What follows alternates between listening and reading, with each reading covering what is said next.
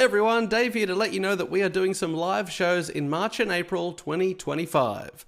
Matt is doing his show Bad Boy at the Adelaide Fringe at the Rhino Room, where he's also doing a live Who Knew It with Matt Stewart.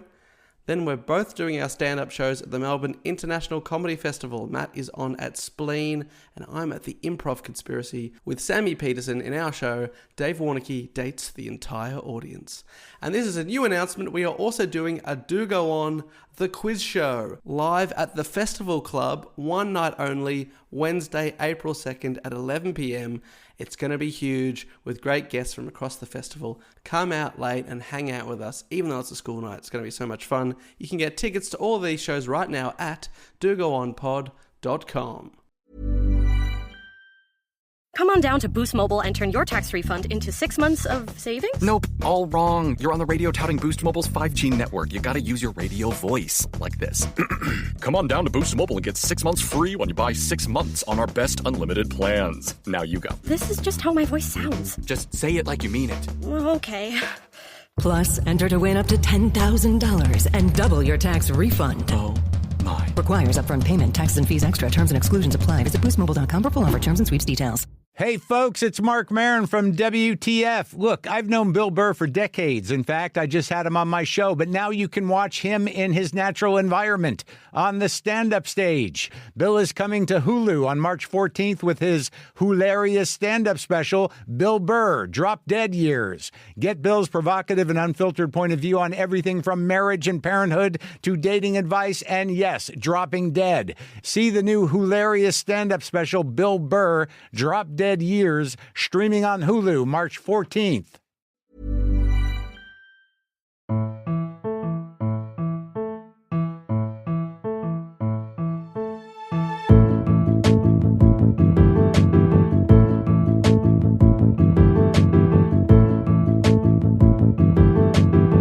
Hello and welcome to another episode of Do Go On. My name is Dave Warnicky, and as always, I'm here with Matt Stewart and Jess Perkins. Hello. Hello. So good to be here. Bit of vibrato there for you. Oh. I like that a lot. Thank you. A vibrago, because you were bragging about your vibrato. Doesn't matter, but that was actually really clever. Matt's been singing a lot this morning. And it's obviously rubbed off to me. He can't be stopped. If there's a slight silence, he is filling it with song. And it's really fun. And Dave... No, you've inspired another song. Dave, so unfortunately for you, you are not here in the room to be experiencing that beautiful, beautiful sound of Matt's voice, because you are zooming in from Adelaide. I'm currently at the Adelaide Fringe Festival, but it sounds like the real art is happening in the room with you right now, Jess. Correct. Unfortunately, by the time this episode comes out, you'll be back in Melbourne. But I'll be in Adelaide, Dave. Yes, we're swapping over. Like, we're having the same time slot, same room, just I'm there one week, you're there the next. You keep it warm for me, will you, please? You keep it warm for me, will you, please?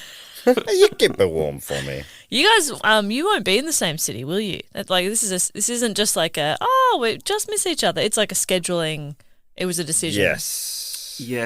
They wanted us to go back to back, and we said absolutely never. Yeah. No. Yeah. Never go butts to butts. Never go butts to butts. That's the Do Go On rule. Back to back, butts to butts. Never. Never. We never will. We go dick to dick or nothing. Yeah. Not since the incident. So yeah, Dave's coming in from Adelaide. He's half an hour behind. Yeah. And bloody a decade behind. Oh, hang on. No. They got Internet Explorer over there? Yeah, good on ya. They got 24-hour bakeries. They're in the future. Also, they have a KFC that's open till 1 a.m. We don't have that in Melbourne. They all close. Do they all close? There's no late night KFC. You never come across a late night KFC in Melbourne. They always close like 9 o'clock and you go, 9 o'clock? I don't know if that's true. That's not true. But 9 o'clock, 10 o'clock, maybe 10 o'clock. I'm glad you're excited to find a KFC open till 1. How much are you partying at the moment? Just going from KFC to KFC. When the plane landed a couple of days ago when I got here, the person announced the time difference, and he gets on the mic, and it was an actual mistake. He goes, And don't forget, Adelaide is 30 years behind. I mean, 30 minutes behind. And he sounded so embarrassed and everyone was laughing. It was the best. It was so good. It's a good burn. Dave, there's so many KFCs open till midnight in Melbourne. Well, what about 1 a.m.? The one at Crown is open till 5 a.m. Oh, okay. Well, what Sammy a weird, P and like you're trying so hard to big up Adelaide and you picked a nonsense. Yeah, you picked a nonsense. They've got real things. They have so many good things. So many great real things. Adelaide's great. Name one. 24-hour bakeries. Yeah, it's probably got a garden of some kind. Most cities have got a botanical garden or something. They're surrounded by gardens in Adelaide. The whole grid is surrounded by it. It's awesome. It's beautiful. Heaps beautiful of city. churches, that's for sure. The Adelaide Oval's one of the best cricket and footy grounds probably in the world. And let's not forget their wine region. Oh my gosh, the Big Reds. Mm-hmm. They are famous for those big reds. I'll tell you what pairs well with the Big Red, and that is a bit of late night KFC. KFC, you can get there. Oh, Dave. Anytime. You can go anytime until 1 a.m. Dave, is it true that, because you're a big pie man, is it true that you try to get a pie floater unsuccessfully? Yes. I went to, speaking of 24/7 bakeries, I walked a couple of K to Café de Villiers, a beautiful French bakery that they have here. And I got a pie. I asked, are you doing the peas today? Because they famously do a pie floating in pea soup. And the lady said, peas? No, we don't do that here. What do you mean? Is there peas in the pie? Is that what you're asking? I was like, oh, no. Are you doing like a pie served with peas? I said, no, we don't do that here. Oh, okay. So I got my pie and then I look at the menu on the wall that says pie floater, pie floating in pea soup. And I was like, well, that's what I want. So I went back and asked for that and she goes, oh, yeah, we do those. You got to be so specific in Adelaide. I forgot the lingo and I apologise. Good. And I went back, I got a second pie, so I was happy. I got 2 pies in one day. But anyway, I'm very happy because I got not 1, but 2 pies back to back. So happy for them to make a mistake. Maybe it's just a sales pitch from Adelaide. They just pretend they don't know what you want. What are you talking about? I've never even heard of that.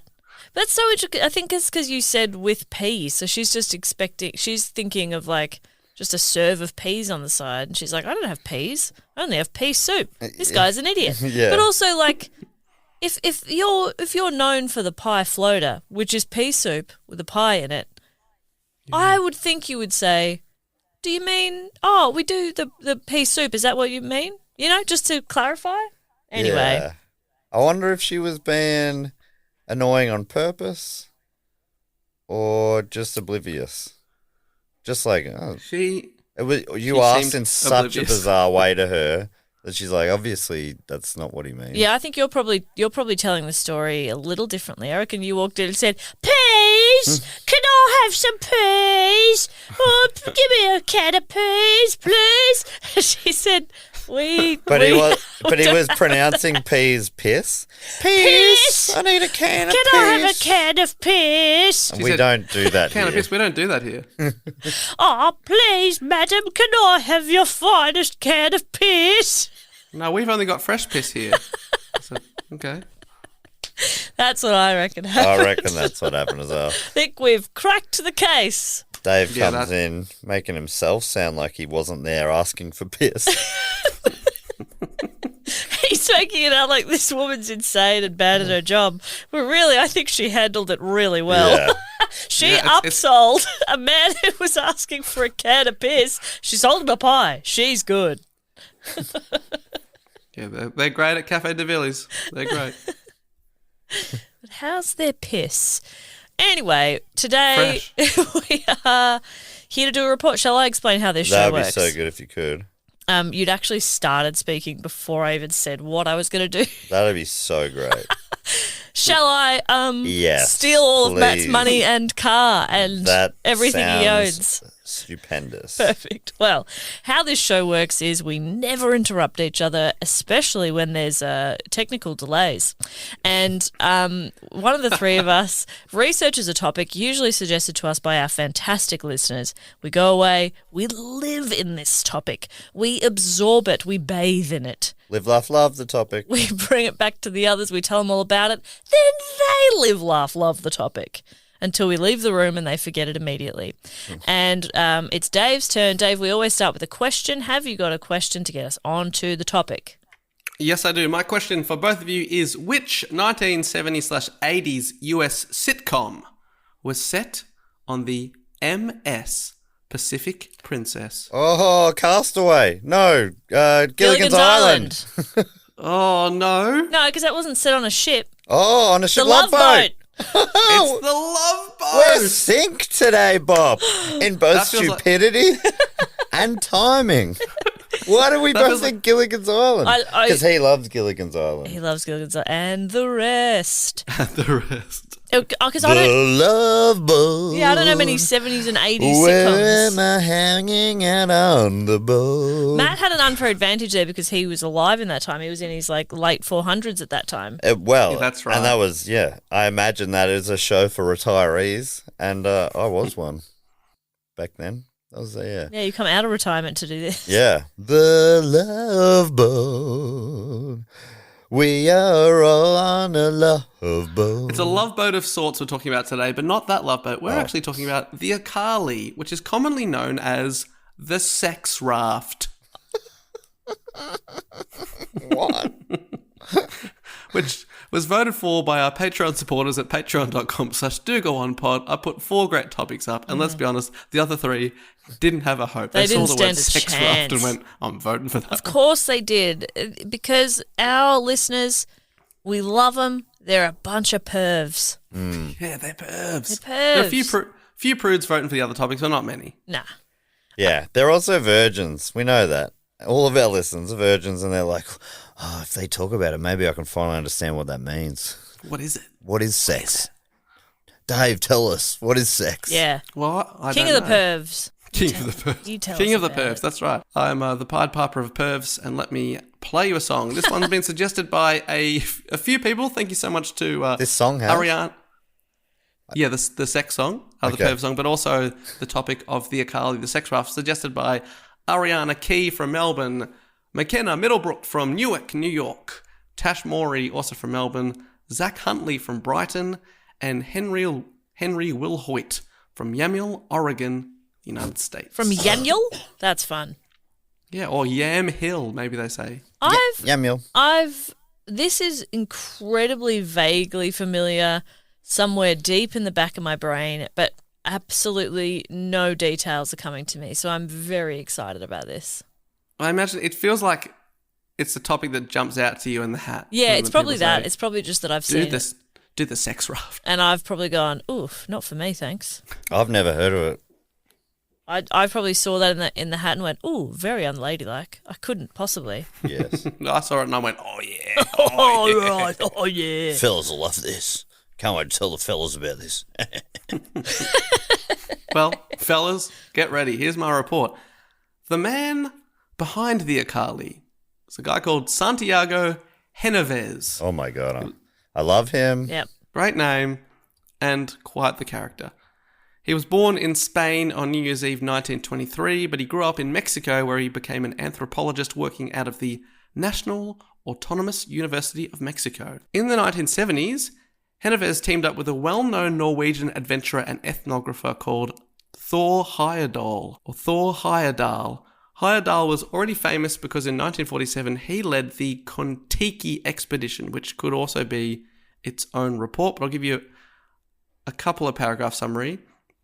He sailed a very basic wooden raft from Peru across the Pacific to the Polynesian Islands to prove that it was possible and that maybe a sun-worshipping blonde or red-haired and blue-eyed Caucasian people, who he called the Tiki people, from South America could have reached Polynesia during pre-Columbian times by just drifting in a raft with the wind. Heyerdahl's full hypothesis that a white race reached Polynesia before the Polynesian people is overwhelmingly rejected by research, and it was so even before the expedition, but he decided to do it anyway. So he was arguing that white people had gotten there first. And then what? Disappeared? What? Yeah. Is there anywhere we've gotten first? And I think he was trying to Europe? say, well, look, it's possible. Let's have a go. Well, there's probably some blondes and white blondes over there. Blue eyes? Yeah, they've been there. They got there first. What are you talking about? Shut up. That's an odd one. That is an odd one, yep. Like, what is he... What's it? What? Why? Yeah. I don't understand. It raises a lot of whys, doesn't it? Yeah. Why has he come up with that as a theory? They could have just floated there, just drifted with the wind. But then what happened? Yeah, then who cares? But is it like, what is there an island around there with a lot of blue-eyed redheads? Well, not anymore. Right. I don't understand. Well, they made it after 101 days and it became a best-selling book, and an Academy Award-winning documentary was made about it. So it was very famous. It was very famous in the 1940s and 50s. Okay. And then in 1969, Heyerdahl was back at it, trying to use boats to prove stuff, and this time our main man, Santiago Genovés, was also on board. This time they built a boat out of papyrus to try and prove that ancient Egyptians could have travelled over the Atlantic Ocean to the Caribbean islands thousands of miles away. Again, I don't think anyone was saying that they did this, but he's saying, well, they could have. They could have. Let's have a go. Would have been pretty easy. They built a boat called Ra, named after the Egyptian sun god and creator of all humans, and they set off from Morocco on the perilous open water ocean journey with a small crew of 7, of whom only 2 had any sailing and navigation experience. So I don't know why you'd get the other 5 people involved in the first place, but they did. After a number of weeks, Ra took on water. The crew discovered that a key element of the Egyptian boat building method had been neglected, a tether that acted like a spring to keep the stern high in the water while allowing for flexibility. They just didn't put that bit on there. Okay. And they also had a hole in the hull, which turned out to be a mistake. They also put wheels on it and then later went, I didn't need that. Yeah. But it looked pretty cool, though. It looked really sick. Yeah, mag wheels. Mag wheels had a racing stripe. Yeah. Put a spoiler. 16 inches. Is that how big they have them? That seems pretty big to me. 18 inches. Is that all? Alloy rims. 18 inches of steel. I hate that. Oh, I love it. So they neglected to build this thing properly, so water and storms eventually caused it to sag and break apart after sailing 4,000 miles or 6,400 km. So they were forced to abandon it just 100 miles away from the Caribbean islands. So they were so they close. got close. And that was without a bit of it. So they pretty much proved pretty good. So the next year they had another go and they built the Ra 2. This time it's personal. Ra 2, the streets. Ra 2, back in the habit. Ra 2, secret of the ooze. Well, they wanted less ooze this time. They wanted a less wet journey. More Ra's, less ooze. Likewise, it set sail across the Atlantic from Morocco, this time with great success, until it became lost and was the subject of a United Nations Search and Rescue International Mission. Wow. Eventually, the boat reached Barbados, sorry, I'm mispronouncing that word, thus demonstrating that mariners could have dealt with transatlantic voyages by sailing with the Canary Current. So they were like, it is possible. And people were like, okay. Yeah, nobody was arguing it wasn't possible. That's really fun. Yeah, yeah. It is, yeah. Yeah. That's cool. Lots of things are possible. Yeah, anyway, I have to go. We got planes now. Yeah, exactly. Well, speaking of planes, so our main man that I'm going to talk a lot about today, Santiago Genovés, he was on the Ra 1 and 2, so he's got a bit of sailing experience in that. A couple of years later, in 1972, whilst returning from a conference on violence in humans, which is his area of study. In humans. So like people who have fights inside of humans. Is that what he's saying? Well, he's trying to prove that that's possible. Hey, it could be done. They build a really big human and they have some sort of MMA fight inside of it. So, see? Told you. It is possible. It is possible. Oh, yeah. No. He's getting a lot of lukewarm thumbs ups. Oh, yeah. Oh, yep. Yeah. Hey. Oh, that's great, mate. Yeah, cool. Good on you. Good on you. I'm going to put your report on the fridge, mate. Right up there. Beautiful spot, right in the middle of the fridge. Well done. Good stuff. Good stuff from you. Santiago? No, not Santiago. Yeah, Santiago. Oh, Santiago. I mean, what a name. It's been at a conference. He's flying back from a conference in 1972, and it's a violence and humans conference, like I say. He's flying back to Mexico City when his plane was hijacked by terrorists. In his own words, quote, "It was too good to be true. Imagine the irony."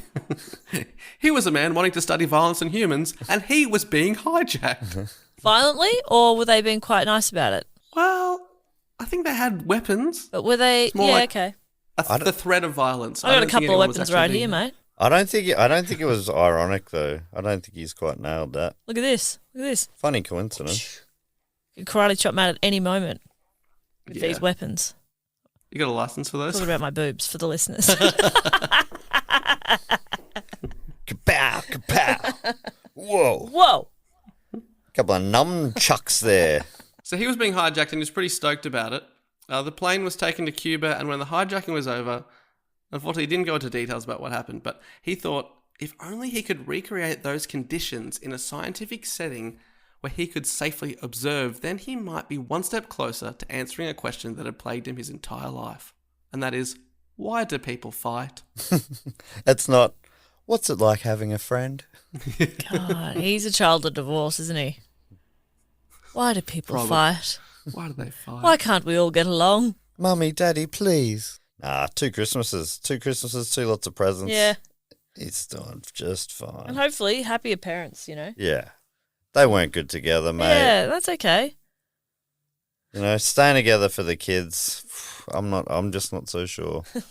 He later described himself to the press as the only scientist studying aggression, violence and friction who's actually been kidnapped. So he's asked around, has he? That's his icebreaker question at these conferences. So Genevieve wanted to ask the question, can we live without war? And it's probably a good point to note that the Vietnam War was raging on at this point. So that's the geopolitical context of this time. And he's only got one way of studying stuff, and that is to build a boat. That's his experience. So he decided to build a small boat. To a hammer, boat. Every problem looks like a nail. To this guy, every problem looks like a boat. Yeah, we just need to get people on a boat, if we could just get people on a boat, I think this could be fine. How do we stop war? Got to get people on a boat. There's never been a war involving boats. Yeah. So he wanted to build a small boat, fill it with people from around the world, and just see what happened. So the sex boat wasn't built for a sex boat. He's built a boat to see what happens, and then the sex just happens. Well, let's find. Well, we'll get to it. Sorry. I'm getting to it a bit quick. That's classic me. Getting there early. Whoa. David Boone, Murphy. I can work my way through the 90s cricket lineup. That's a trick people use, isn't it? Yeah. Alan Border, Mark Tubby Taylor. Come on. Oh no, it's having the opposite effect. Oh no, heels. Oh no, heels. Big gloves. Oh, he's caught one. What's gone through to the keeper? His whole theory was, put him on a boat. They'd be fully isolated and exposed to real danger, and he could observe the whole thing. The conditions would be stressful and, more importantly, inescapable, and he wanted to see how people would cope. And he said before they took off, in a crisis or a difficult situation, humans show their true behaviour, and I want you to remember that quote. Okay, so in a crisis, humans show their true behaviour. They're on a boat, so I guess my true behaviour would be vomiting off the side of a boat. That's my truest form, according to Santiago. Well, I think according to everybody, I think that's. You reckon that's the vibe I give? Yeah. Just I go about my day and people are like, oh, she has hurled off a boat. She's fed the fish. That's right. When you're not vomiting, people are like, I reckon she's holding it in right now. Just let it out. That's because I'm always looking like. You're a chum machine. Yeah. Fish love me. Fellow snorkelers hate me. Oh, but you're bringing the fish. Yeah, but just you don't want to be downstream. Because of this one trick. So Genevieve later wrote, once they'd set sail, is violence something that's built into our genes? Or is it something that we learn? Will an isolated group of people on a raft cooperate to survive? So that's what he's wondering. I'm picturing like just a flat rectangle of timber, Same. It's honestly, it's very small. So he built a raft of steel called the Acali, named after the Nahuatl word for the house on the water. Nahuatl is an indigenous language of peoples native to southern Mexico and Central America, including the Aztecs. Oh, cool. So that's why it's called the Acali, because he's a Mexican guy, of course. The raft was pretty small. It's only 12 meters or 40 feet in length, 12 feet wide, weighing 22 tons. There was one tiny cabin between them, which was the size of a small bedroom. It had no motor, making it pretty impossible to maneuver in the water. They just had to rely on a sail and the current.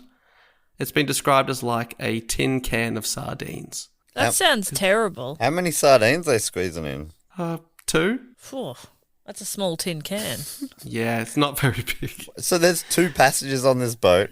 I don't know if you can call a sex raft when a couple has sex a bit on a boat. No, there's got to be more. There's got to be more people than 2. It's also, you got to note, they had no support boats, so they were literally completely isolated from the world, and they had to carry all of their own supplies. Genovese was stoked about this because he said that even in a remote desert, you can escape each other, but on a raft in the middle of the Atlantic, that just isn't possible. This guy, he is chaos. Yeah, he wanted shit to kick off. Yeah. Because he acknowledged it was dangerous, but that in dangerous situations, people show their natural instincts. So he's like, good, this is genuinely dangerous, so we're going to see real human behaviour. Vomit. Yeah, a lot Is he, of vomit. How's he seen in the scientific community? Meeting the normal standards of scientific experiments? Well, yeah, before this, he's got like funding from his Mexican university. He's sort of a famous teacher there before this expedition. I say before this expedition, so let's check in on that later. Over about 3 months, they'd set off in their tiny raft from the Canary Islands off the coast of northwestern Africa, and they'd go all the way across the ocean to Mexico, approximately, if you do it in a straight line, which is not necessarily possible when you're going with the current, 7,000 kilometres or 4,000 miles. So it's a huge journey. Yeah, wow. And more than one sociologist remarked that 3 months at sea would be equivalent to about 12 to 15 years on land. So he's sort of condensing an extremely long time and life experience into a short amount of time. Is that a scientific, like, what a weird, how can you make that as a... That's a universally agreed upon measure. Yeah. Yeah, well, I mean, it's like dog years. Yeah. Yeah, we all agree. There's land 7 time to and 1. sea time. Yeah. We'll be arriving on the 3rd. Is that sea time or land time? Yeah. Oh, sea time. See you in 15 years, sea time. That's right. So maybe that's what your pilot was meaning when he said Adelaide was 30 years behind. Yes. Was that sea time? Maybe he's a On the former sea. Navy man. Yeah, you know how they've got Nordic miles and miles, so that's different. Yeah, different. Yeah, same. Same thing. Okay. Let's clear that we up. all agree. Yeah. We're all on the same page. So he needed to get a crew together for the experiment. So Genovese conducted a worldwide search to find 10 participants of varying ethnic backgrounds, people from different religious and social backgrounds, to create what he thought of as a microcosm representing the entire world. Oh yeah, and also he wanted them to be hot, hoping that would cause more sexual tension on board if they were young and beautiful people. Man, if he doesn't end up in a career in reality TV production, Yeah, that he's feels been wasted. That feels more where his skill It's been sets referred are. to as like the original Love Island, the original reality show. Yeah. Because So this is like the 70s. This is over 50 years ago. But he wants to put people in dangerous situations to Yep. see how humans really behave. But it seems like he wants them to fuck. Excuse my French. Yes, Is because that a that French could word? cause Yes. tension. Yes, he's hoping see. it causes tension. Yeah, Maybe okay. a sexual tension. Right, okay. So they all have to be hot because only, as we all know, only hot people have sex.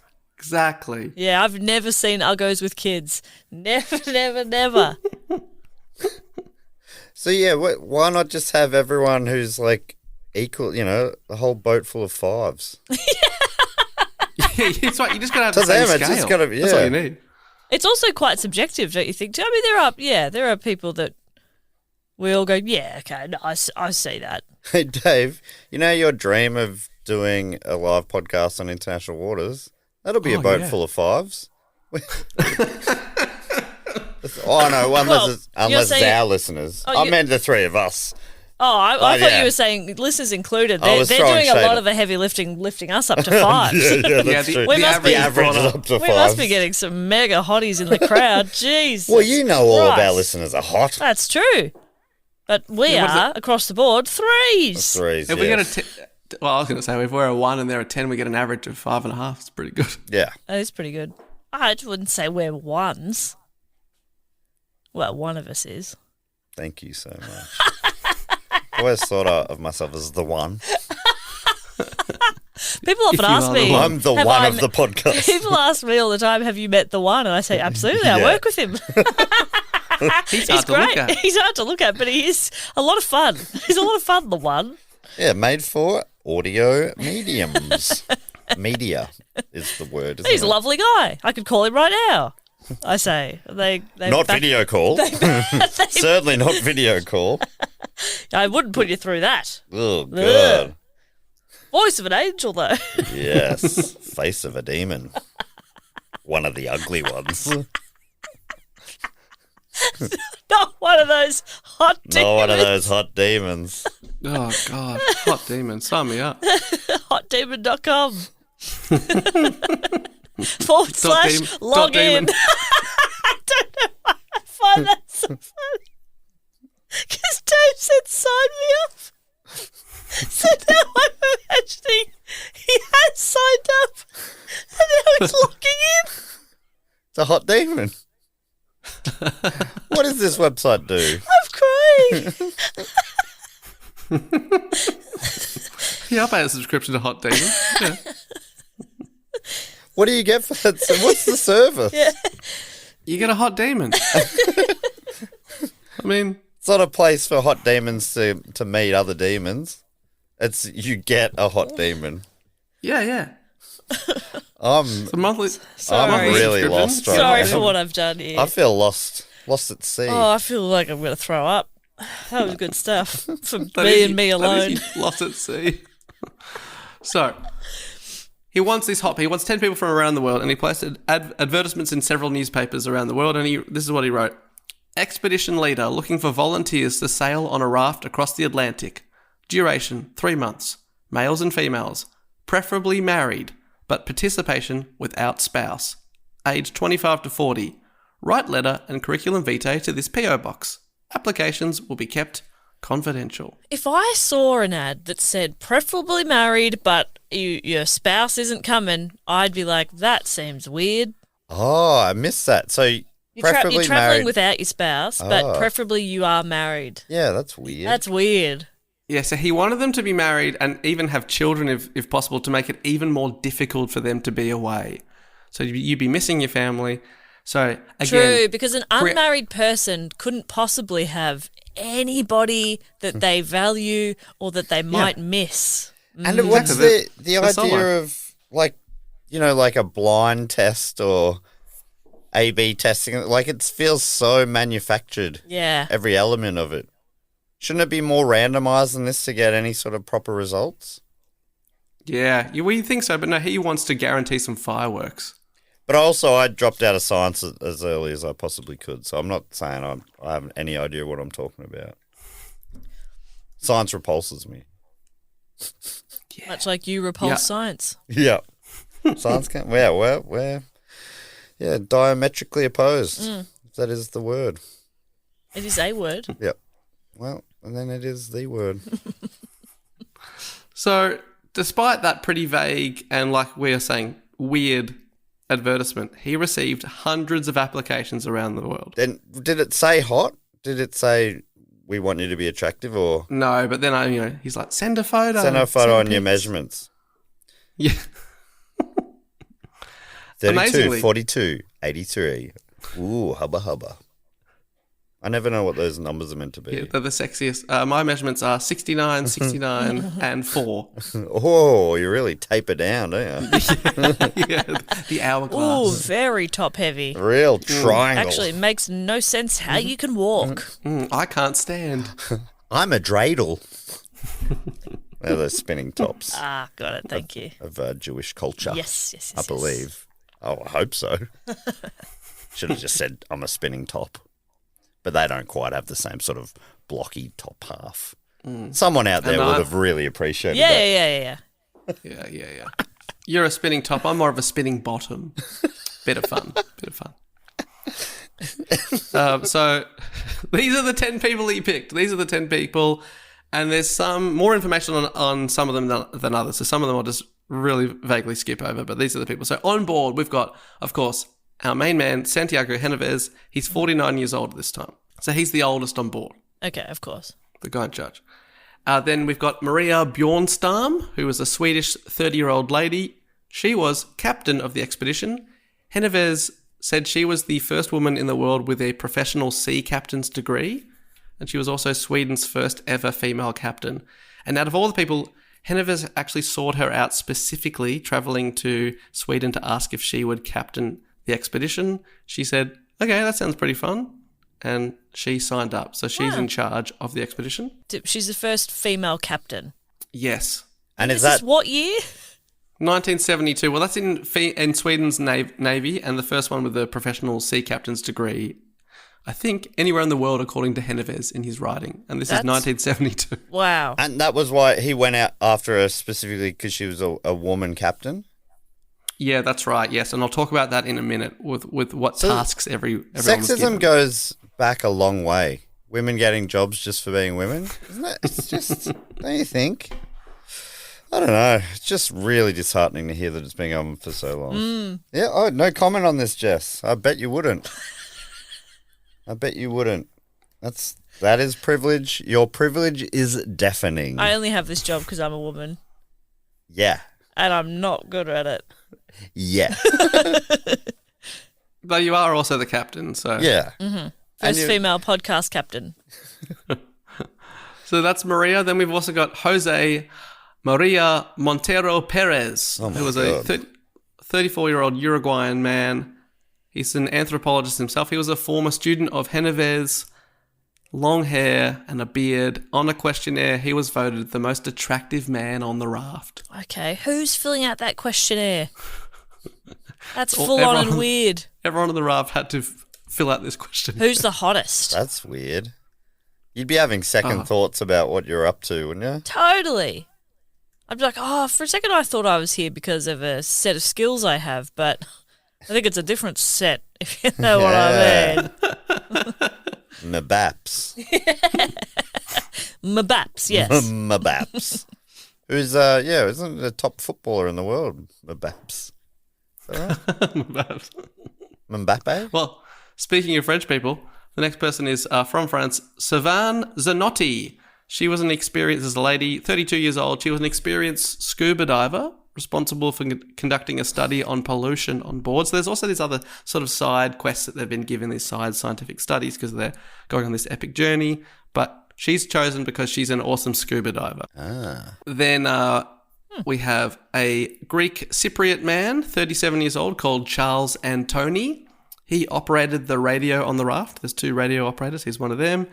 But in life, he owned a Greek restaurant in Cambridge in the UK, and he was leaving a fiancée back at home. Very strange stuff. Yeah, super weird. I'm very excited. Then a 23-year-old Algerian woman called Rashida Mazani. She was also responsible for the pollution study. She was an Algerian living in Paris. She was the youngest in the group. Genovese said she was the most popular among the men. Oh, yep. Okay. Here's my thought process. That entire time I was like, I've heard 30, 34, 37, and now like 23. As a 34-year-old, I have very little to talk to 23-year-olds about. They make me feel incredibly old. And I'm brushing with the broad brush here. You know what I mean? Like that's. But I'm just saying. Brushing with the broad brush. I'm brushing with the broad brush. But. So I'm thinking like, wow, I wonder if she's having a tough time sort of connecting with people or, you know. Then I hear she's the most popular. I was like, oh, good on her. With Amongst the men. the Okay. yeah. Okay. The women hate her. Because they don't lift each other up. We can't. We're very weak. That does sound gross. Yeah, yuck. Next up, we've got Mary Gidley, 36-year-old American woman. She had some knowledge of navigation. She'd just started working as a waitress and felt like a dead-end job to her. So she was looking forward to a break from work, but also, she later revealed, from her abusive husband. She was very happy to get away from him. Okay, so she was married, which is what Santiago had wanted, but he was hoping that would mean people would be sad to be away from their spouses. But she was like, great, an escape. Yes, because apparently he was awful. On a raft in the middle of the ocean is better than being with your spouse. Yeah, that's a wake-up call, isn't it? Yeah. We've got 23-year-old American Faye Evangelina Seymour. She's also another one of the younger people operating the radio. Second most popular with the men. She was already married and had 2 children. She was very into science and described herself as intellectually hungry. So she was on this journey because she thought, oh, what a great thing for science. She would have loved that questionnaire then. Yeah, that would have felt right. So who do you reckon is fuckable? Who do you want to see naked? Rank everyone from fuckability 1 to 12. He's got the best abs. Another brilliant name, though. Everyone's got amazing names. Yeah, they're great, aren't they? Then we've got Edna Jonas. Edna. Edna Jonas, 32-year-old lady. She was a Czechoslovakian woman residing in Israel. She was the doctor on board in charge of medical supplies. Before the trip, she'd worked as an anaesthetist in the army, and she was looking forward to testing her own boundaries. Wow. I mean, what do you mean? It's sort of, okay. Sounds like she has some pretty cool experience in tricky situations. She's a very highly skilled doctor. I'm interested what she felt like her boundaries were. You know what I mean? Seems like you're already pretty freaking cool. Yeah, I imagine it's fucking lots of people. Yeah, that's probably her boundaries. Sexual boundaries, I think, is what she's looking to push. It would be amazing if that is the case, because they haven't advertised it that way. She's like, hopefully there'll be someone there who's looking to... Yeah, I'd love to experiment sexually. This probably isn't the place for that. Because it was quite a long process to interview the people. So I imagine he's asking them questions like that, and they're going, if they're up for it, he's like, oh, you're in. Yeah. If you're up, you're in. That's what my religious / sex ed teacher said to our class about how women can't procreate after a certain age, but men, if you're up, you're in, is what he said to us. That's gross. And not quite accurate. Yeah, it's not just being up, is it? Yeah. It's more about what the little fellas are doing inside. That's right. There's a few things a bit weird about that. But it's really stuck with me over the years. Women, they get worse with age, so just don't disregard them. But you're lucky. You could be 80 and still going strong. You bloody boys. In terms of, creating babies. Which is all that sex is for. If you're up, you're in. He was the same guy who said there are innie holes and there are outie holes. Yeah, I always think about that. His name was Mr. Shafton. So good. That rules. That's really funny. All right, we've got 2 more of these people to go. Next up, 29-year-old Angolan Bernardo Bongo. Incredible name. Love that. Bernardo Bongo. How have you held that back? I'm like, this has been maybe the episode with the best names ever, and we're just beginning. Bernardo Bongo. Bernardo Bongo. Holy shit. That's so good. That's got to be the top. You don't have anywhere to go from there, do you, Dave? Who wants that in the group chat? I'll have it. Yeah, I feel like you're due a rebrand, Matt. You're Bernardo Bongo now. Bernardo Bongo. There was one more good. There's another good one coming, but it's not. It can't top Bernardo Bongo. No, I don't think anything's going to be able to top Bernardo Bongo. It's one of those ones I've seen it written. I just haven't said it out loud yet. And the first time I said it, I was like, "Wow, my mouth feels amazing." Yeah, Bernardo Bongo. What a journey from start to finish. So Bernardo Bongo, he was from Angola. He's a priest. Okay. And he was purposefully chosen Father again Bongo. to Papa Bongo. Papa Bongo. Please bless me, for I have sinned, Papa Bongo. I hope he went around with the bongo too. That's got to be a thing. Yeah, You got to lean in. I'm a hip priest. Papa Bongo with the bongos. The reason he picked a priest was, again, to create a bit more tension, because he wants some people to be promiscuous, but also to feel judged by the priest. That was what he was thinking there. And he thought that would create tension between different backgrounds, different religions. The priest is going to do the most fucking. Bernardo Bongo. With a name like that. Mm. This podcast is brought to you by Squarespace, the all-in-one website platform to help you stand out and succeed online. Whether it's your first ever website or your business is expanding, Squarespace makes it easy to create a beautiful website and engage with your audience. Well said. Squarespace makes it really easy to sell access to content on your website, like online courses or blogs, videos, even memberships. And you get to set the price and choose whether to charge a one-time fee or a subscription.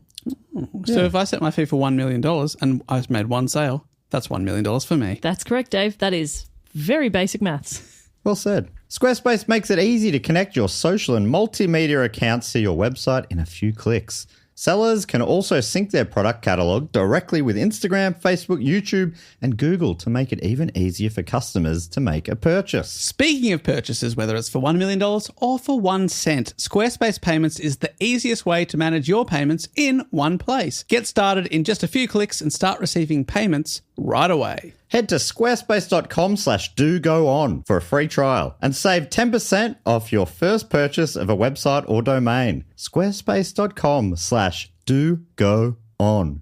Well said. Ryan Reynolds here from Mint Mobile.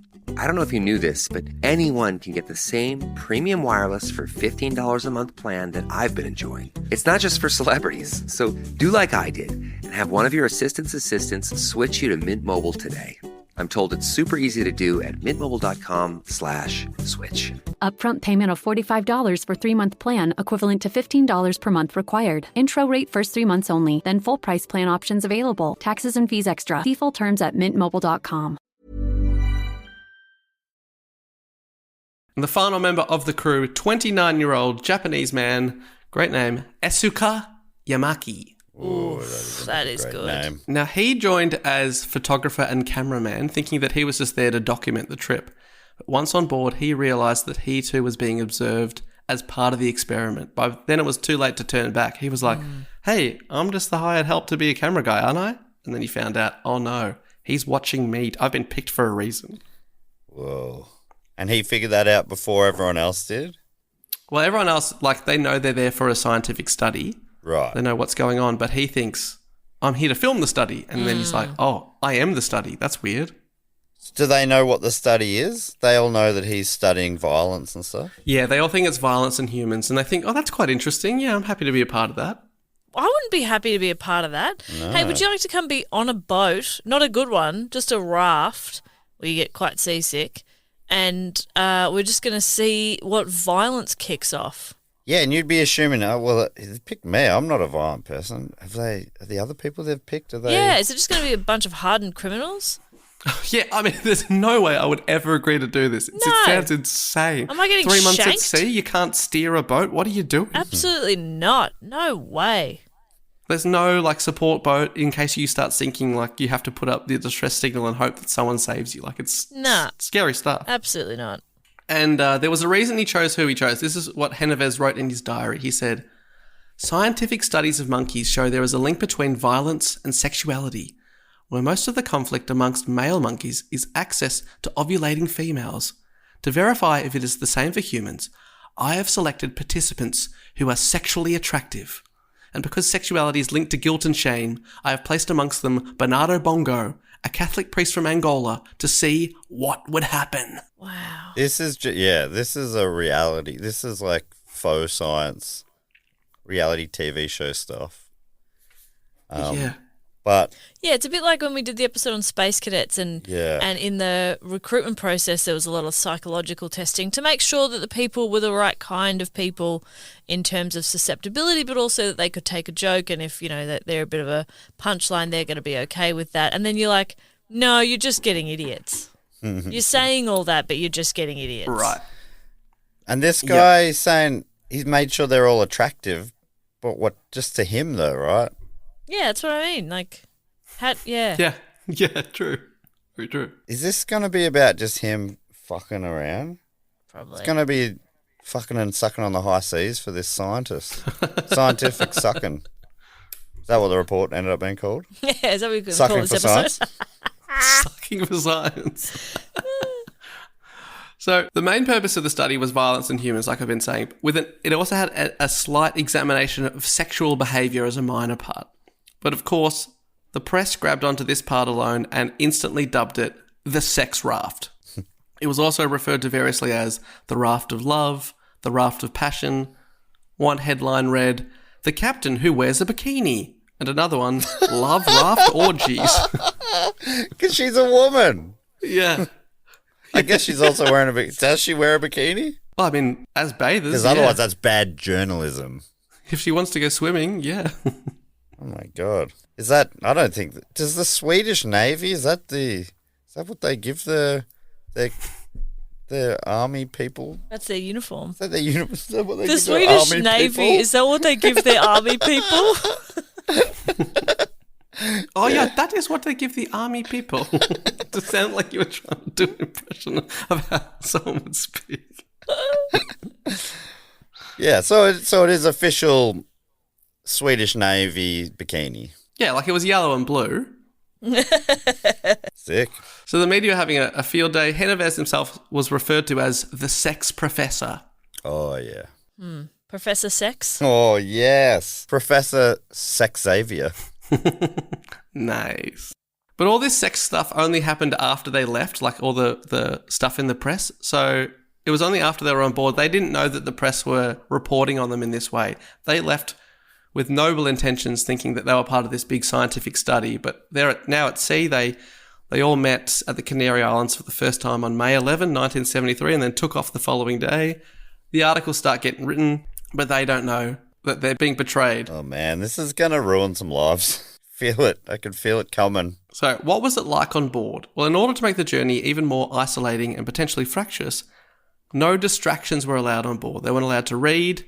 They weren't allowed to bring any sort of activities. The only entertainment and distraction they had was with each other, and they told stories and sang songs because, yes, they were allowed a guitar. And if there's only one thing that would make V violent is if someone brings a guitar and they can't play it very well. That's where you and I are different, Dave. That makes me horny.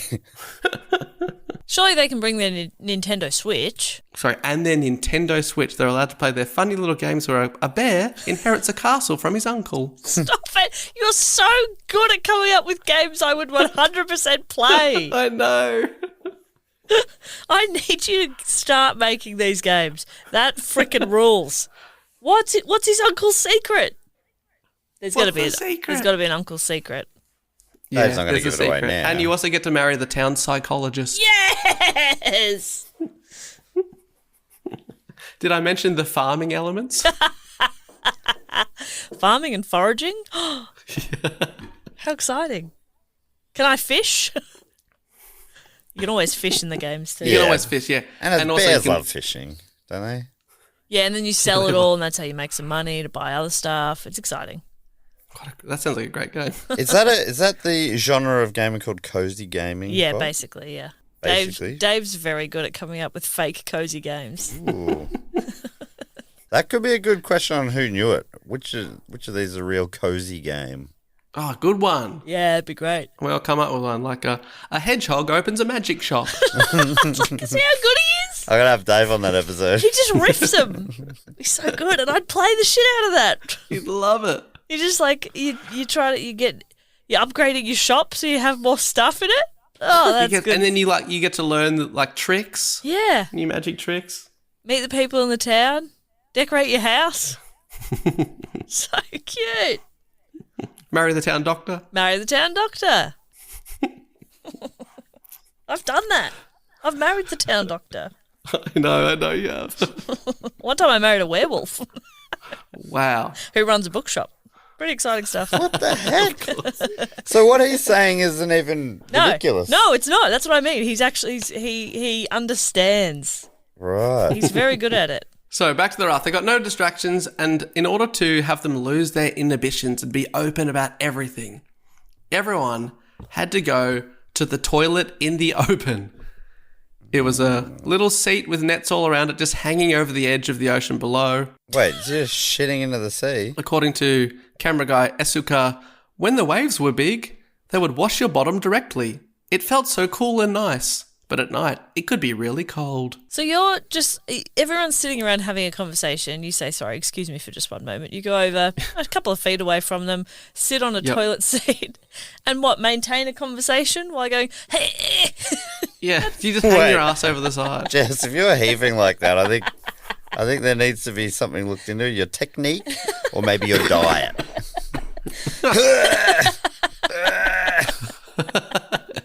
You're Al Pacinoing up there.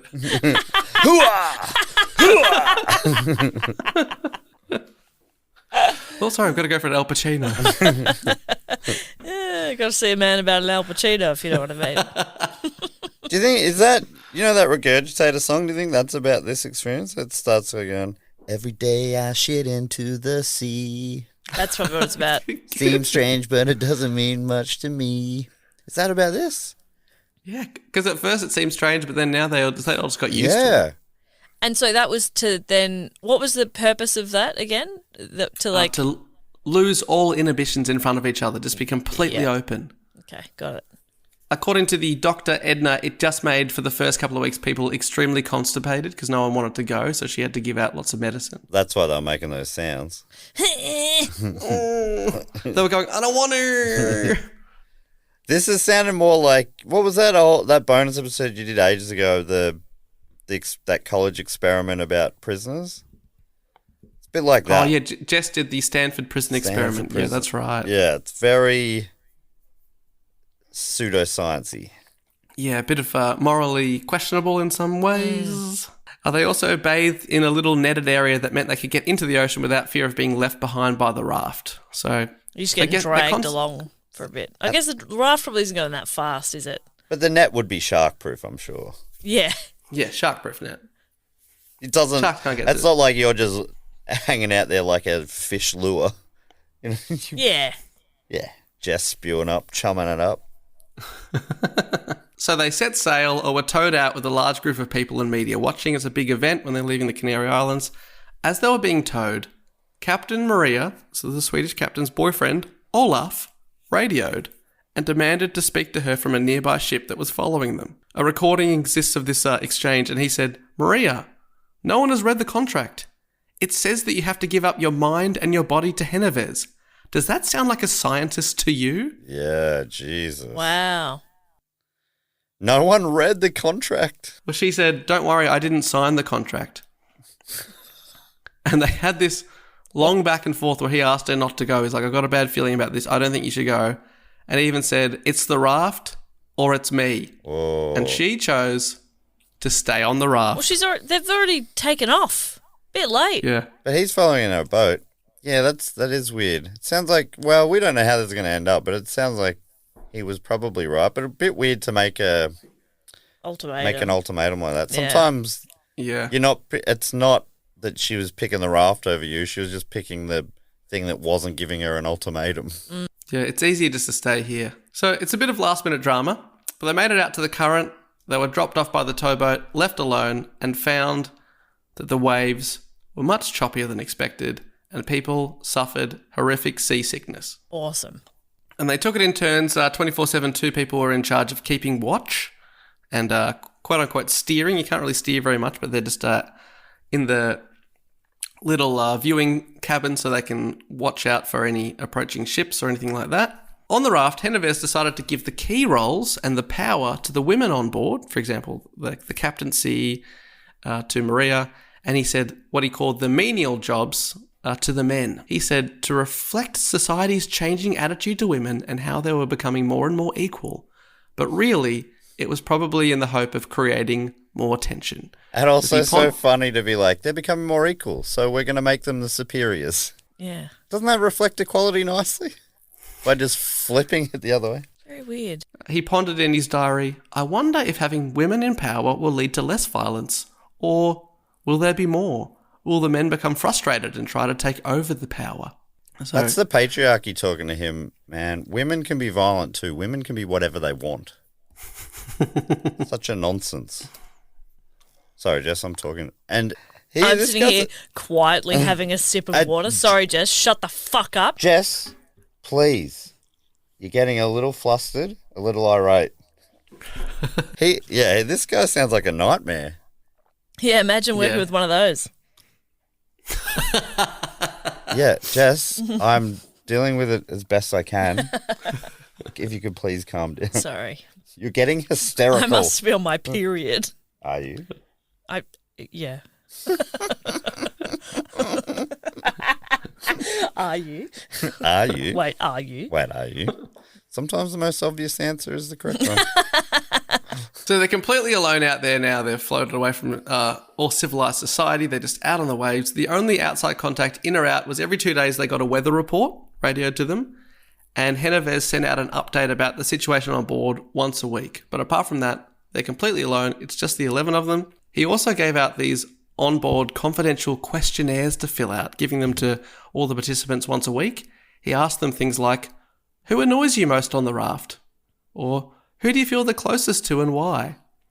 If you could get rid of one of the others, who would it be? Oh, get rid of in what? How so? They just leave the boat or they're dead? Yeah. What do we do? Do we evict them? It's kind of like Big Brother Diary Room style. Yeah, but on paper. And as they went on, the questions became sexual. Who have you had sexual contact with on board? Or how many times do you masturbate per month? Maria, the captain who said she didn't sign the contract, didn't fill out any of the questions. Tension was already building between the scientific leader and the actual captain of the raft. She was like, I'm not interested in this crap. Yeah. And he didn't like that. Each week he also got them to draw a tree, which he said was a graphological test that would show the inner changes to their lives. Apparently he could look at the drawing and see how their psychological state of mind was going. Big and steady roots signalled harmony, but multiple branches going into different directions to him, that's a clear sign of aggression building. Okay, no, he is a scientist. Sorry. Yeah. Sorry. It's not that that's the only way I know how to draw a tree. Yeah. Big, steady roots. He's all about it. Speaking of big, steady roots, it took a little while, but by week 4, several people were having sex on board. By week 4? Week 4. Wow. And this is on board the raft that, unbeknownst to them, had been dubbed the Sex Raft. So they didn't know that at home everyone's writing about them, calling them the Sex Raft, and writing scandalous stories about them. But some of them were having sex. The Guardian writes, sex was logistically tricky. Either you would have to do it in full view of the others, or wait until the opportunity offered by night time. Even then, 2 people were on duty, one keeping lookout and the other one steering. If you were quick about it, crew members related, you could have it off. But coordination and dexterity were key. One of them said, you had to use one of your hands for steering. But the other hand was available. Yeah, one hand on the wheel, one hand somewhere else. I mean, if you need 2 hands, you're doing it wrong, aren't you? Yeah, that's what I've always said. You need a whole hand. Yeah, come on. Should be able to play an instrument Yeah. while you're doing it. If you can't, you're doing it wrong. Yeah, if you can't, you should be able to do your taxes, play an instrument, steer a ship, and then you should have one limb left. Yeah. To get it done. Get her done. It's so funny. You get in close and you go and you speak really deep and then follow it with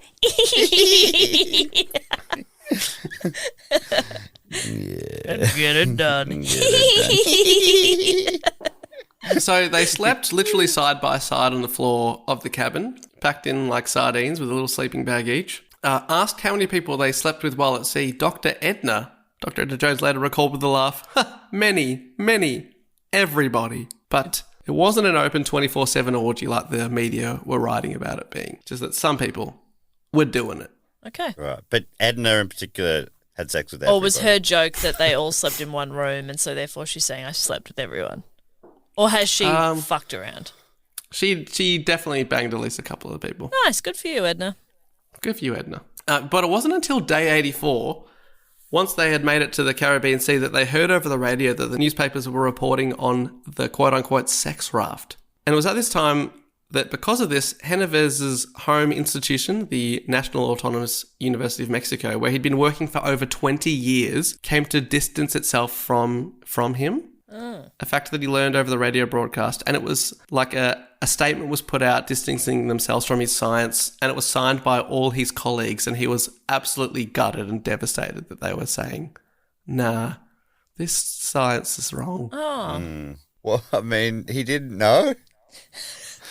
Mate, you're just you're a perv on a boat. Yeah. And you're using like university funds. And he's like, to further your fund your perv boat. They don't back my perv boat?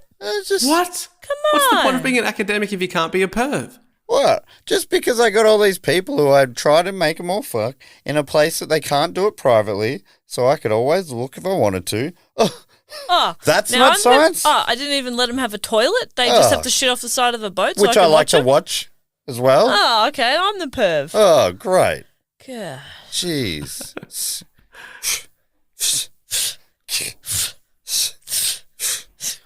That is basically how he felt. He was pissed off. He was upset. He was upset that the world was no longer focusing on what he thought was his extremely important focus on on the scientific study of violence, which wasn't going that well, by the way. But one day something did happen. When fishing, they caught and reeled in a live shark. Okay. Not huge, probably a metre long, I'd guess. Some called for them to throw it back, but Genovese was watching for violence, which he always is. He was fascinated when Jose Maria, his hot former student from Uruguay, ran and grabbed an axe and started hitting and chopping the shark. Genovese described his actions like a primitive instinct. Jose Maria then cut through the shark's chest and ripped out its heart whilst it was still beating and showed everyone. The actual fuck, Jose. That's a bit weird. Yeah, that's a bit weird, Jose. There's a difference between great, we could have a nice bit of flake for dinner. That'd be good. Have we still got any chips left in the kitchen? Oh, beautiful. Have fish and chips. Yeah, we got batter. Have we got a tartare? Have we got a tartare we could have? Oh, love a bit of tartare. Have we got a little slice of lemon? Gorgeous. He wasn't thinking that. He was like, I'm going to cut its fucking heart out. I've been saving a bottle of Portello for this. That's insane. What? They've got food, I'm guessing. They don't need it for food. They're not fishing as they go. Well, they got most of their supplies, but they do a bit of fishing just to sort of supplement with a bit of seafood. But yeah, it's nearly all on board. Oh, yep. That's just going to make it confusing. And they did eat the shark, but Genovese dramatically described it as, quote, like turning on a switch. Everyone wanted to touch the flesh, still warm with life. But I think Jess is right. I think as more people were like, oh, great, a bit of flake. This is nice. Yeah. But of course, everything he sees is, that's violent. That's violent. And it's so funny. He's like trying to manufacture violence. He's like, well, this isn't going well at all, my experiment. There's not been a lot of violence. Well, isn't that a result in itself? Yeah, exactly. That's a result to the question you're posing. Yeah, but that's not good enough for him because he was frothing that violence that he'd been waiting for. It had finally arrived with the shark. But he was also surprised that it didn't come from sexual jealousy or even conflict between participants. He thought he'd had a breakthrough in the experiment and hid the axe out of an abundance of caution. He's like, okay, it's all going to kick off now. The first bit of violence has happened, now everyone's going to get violent. And of course, that did not happen. In reality, the crew got on super well. The Independent writes, the participants' sexual interactions proved to be innocuous. Their instances of aggression isolated and small, and they generally functioned quite well as a micro-society. How disappointing for him. He was so disappointed. This is a result, man. This is interesting. They're getting matching tattoos once they're back on land, and they're vowing to catch up every year. They're going to meet back at the Canary Islands for a reunion. He's like, oh! I really don't think scientists should go into a study like, how do we get this result I want? Yeah. Yep. Yes. But I don't know. I'm not a scientist. I've got to make that clear. I've got to put that on the record. Anybody who's listened to this podcast for 5 minutes or more knows that. Well, yeah, because I do say it a lot, but people who haven't been listening for 5 minutes wouldn't have heard since 5 minutes ago when I said it last. Mm-hmm. I will say it every 5 minutes, and I'll always say that every 5 minutes. So there was, of course, some drama on board because they're there for months. For example, the rudder one day broke and everyone thought that Sylvain, or Sylvain, the French woman picked because she was a very experienced scuba diver, would just jump in and fix it. But Genovese insisted that he himself, without any scuba experience, would do it. Okay. So Sylvain showed him how to use the scuba equipment, but when he jumped in, he instantly struggled, and because of his big beard, water leaked into his mask, and he had to embarrassingly give up and said he would try again the next morning. But when he went to bed, Sylvain at night just jumped in herself and fixed it really, really easily. At night, when it would have been even easier in the day. If she just jumped in and fixed it. Wait, when you said Genovese, that is Santiago. That's the main guy? That's the main guy. That's Santiago. What is he doing? Mm-hmm. That's weird. It feels like no one's been affected by his study apart from him. He's losing his mind. He is losing it. And when he found out the next morning that they'd done it without him, he was furious. So ironically, amongst the participants, he seemed to be the only one struggling with women being given jobs to do. That's so funny. And being trusted to get the job done. And he's like, oh, no, I'll do it. And then when a lady does it, he's like, oh, no, I was going to do it. Where everyone else is like, obviously the person who has this specific skill should do it. Yeah. She's a very experienced scuba diver. Let's let her do it. It's one of the reasons why surely you picked her to be here. Very strange man. Although I think we really should... I'm worried that Dave is giving us a skewed version of events. I reckon... If he was here, he'd tell us that it was all really good and very sciencey. Yeah, and very violent. Yeah. Very silent. Yeah. Most of this is based on his own diary. Oh, right. He's sounding... His own words are sort of... It's making him sound insane. Is he being hoisted on his own petard? Whatever that saying means. Let's say yes. Okay, great. So he noted down everything, taking copious notes and plotting complicated graphs of every participant's moods and feelings. He noted when the women had their periods. Why? Their anxieties, their dreams, any sexual tension or jealousy between the crew and the members. And then he cross-referenced all those with the daily fluctuation in temperature, the size of the waves, the cycle of the moon. So he's got these crazy complicated graphs with all this stuff like hand-drawn out. But it sounds like he got a bit bored of waiting for things to naturally kick off. So he started asking, what if this doesn't lead to anything and I've risked all of our lives for nothing? He'd already been disowned by his university and he needed this study to mean something, and he felt like he needed to take matters into his own hands. By day 51, he felt the group had lost interest in the experiment. Everyone was getting along too well, and disappointed by the lack of sexual jealousy, Santiago Genovese told them they had become too comfortable and began to play what he called the game of truth, where he would read aloud the crew's sexual appetites as a means to inspire an emotional response. So he read out the answers they'd given to what they thought were the secret questionnaires. Yeah, that's no good. Stuff like, who would you most want to have sex with? Or who would you want to kick off the raft? To try and create fake tension. Oh man, please tell me they'll just have a really nice, mature conversation about stuff. That'd be so good. Well, this is really inappropriate, Santiago, but it is true. I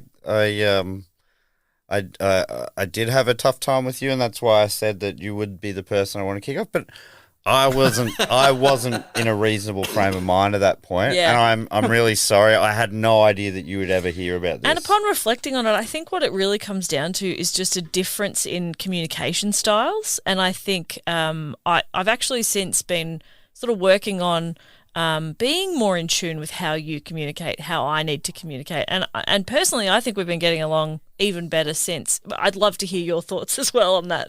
Oh, I am totally with you, and please, I understand. I had to answer the same question. We were put in this strange situation, and we're dealing with it as best as we can. But I respect you, and I really appreciate how you're going about things. I actually think it's interesting too because, yes, on that questionnaire I said you're the person I'd kicked off. But Santiago, if you could read my most recent one, I think you'll find this quite interesting. The person I'd most like to have sex with is now you. And isn't that such an interesting way that we've evolved? Well, Santiago, if you could jump ahead to my one, and if I could just say, Mr. Bongos, can we?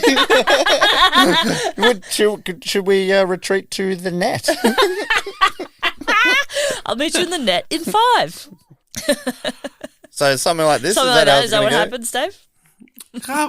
Kind of. He revealed that Dr. Edna wrote that she would most like to have sex with Jose Maria. Who wouldn't? He's the stud on the ship. But he also revealed that Jose Maria had written that Edna was the most annoying woman he'd ever met because she talks all the time to try and create the tension. Yeah. And this didn't really work, so he started taking people aside and saying stuff like, hey, this person said this about you.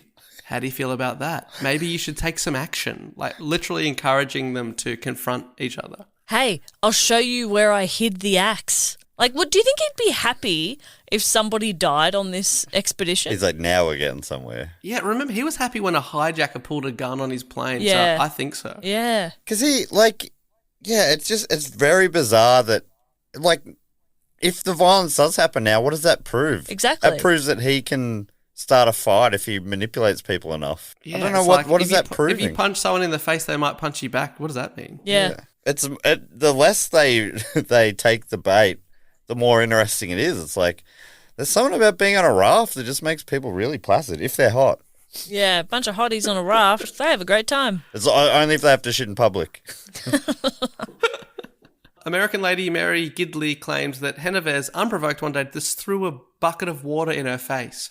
She said it was like a shock treatment, like he was just trying to get a reaction out of her. This guy's weird. He abused the other American lady, Faye, racistly calling the African-American woman a primitive, a thief, and lazy, just trying to get her to react. Oh my fucking God. Dr. Edna described his behaviour like a dictator. For example, one day he decided that everyone had to spend the day naked. Why is anyone taking his... Why are they still doing what he says? Or maybe they're not. Feels like this is ending with him being thrown overboard. Well, the way he's going, right? In the end, the only person that these mini experiments provoked anger towards was Genovese himself. Everyone had had enough. One day, on the roof of the Acali, a small group of the crew secretly met up and realised that Genovese was a threat to their personal safety. And they conspired to kill him. Oh, shit. Yeah, fair enough. Well, so yeah. And he's getting, like, stabbed over. He's like, I knew it. I knew they'd get violent. Humans, hot humans that on a raft. Classic humans. Classic hot humans on a raft where they shit in public. I'm just going to make notes on this. I'm just going to have to quickly write down. Let me write it down. Oh, my God.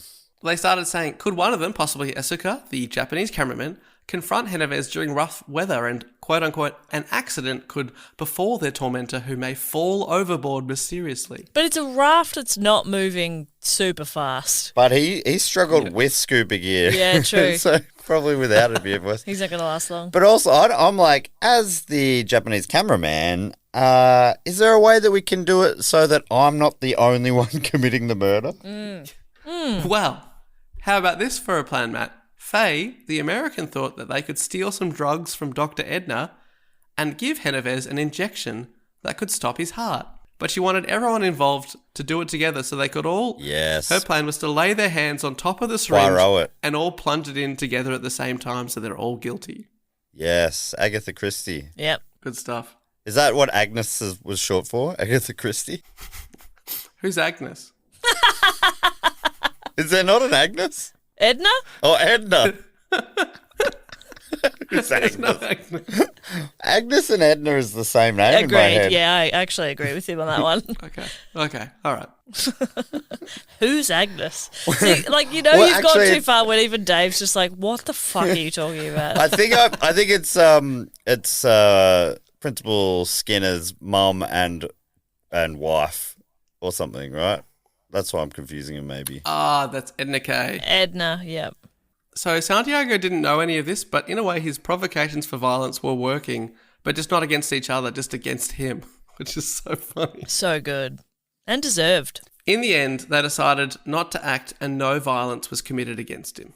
They decided to not kill the man, but they openly talked about it. That's disappointing, in a way, that he was not killed. Sorry. Yeah. But even funnier that no matter what he did, he could not get them to show any signs of violence at all. Yeah, he could have pulled a gun and they would have been like, oh yeah. Really, Santiago, you're a bit much, mate. Let's sit down and talk about this. Can we tone this down? All right, bud. Are you constipated? Do you need to poo? What's going on in the mind of Santiago? Yeah. What was your dad like, Santiago? They get really deep. Unfortunately for the crew, Captain Maria realised that they had probably left too late in the year and calculated that their journey was taking longer than expected, meaning they would be arriving in the Caribbean Sea during hurricane season. Perfect. The tension between Captain Maria and Santiago continued to boil over, and one day at dinner, she openly confronted him about what he wanted to achieve with the experiment. Everyone went silent and he said, to find a way to create peace on Earth, to which she just openly rolled her eyes. It's pretty hard to subtly roll your eyes, to be honest. Just like holding her.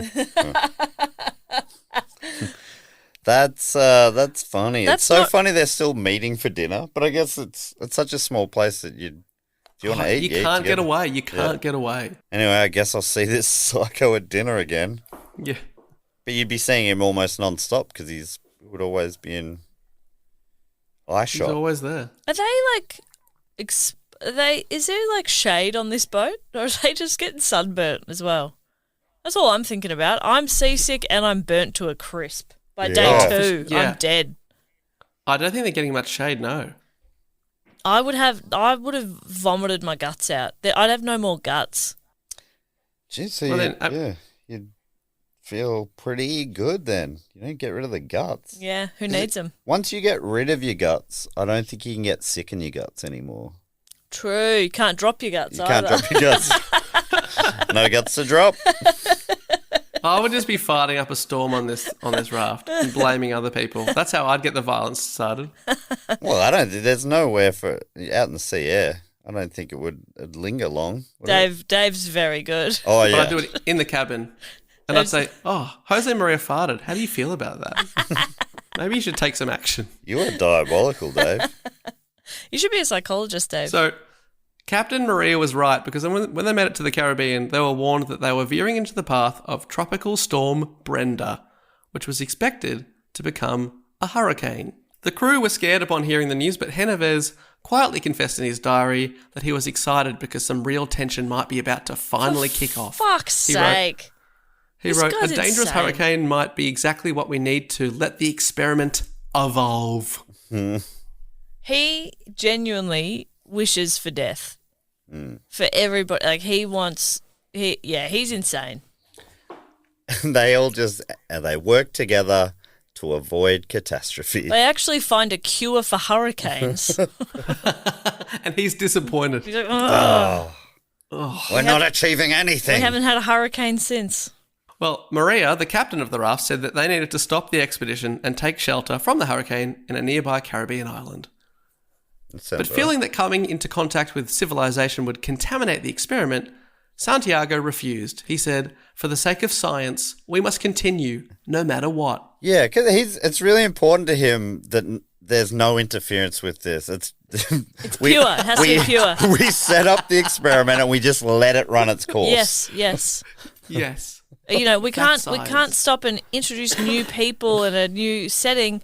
Then the experiment, we'll never know how people react when you just put them on a raft together. We'll never know. So Maria refused to take responsibility for put the crew in danger. And she said, "I need to stop if I'm the captain." So in response, Santiago stripped her of her title and took control of the raft himself and said, "Now I'm the captain and we're going." Is that a mutiny?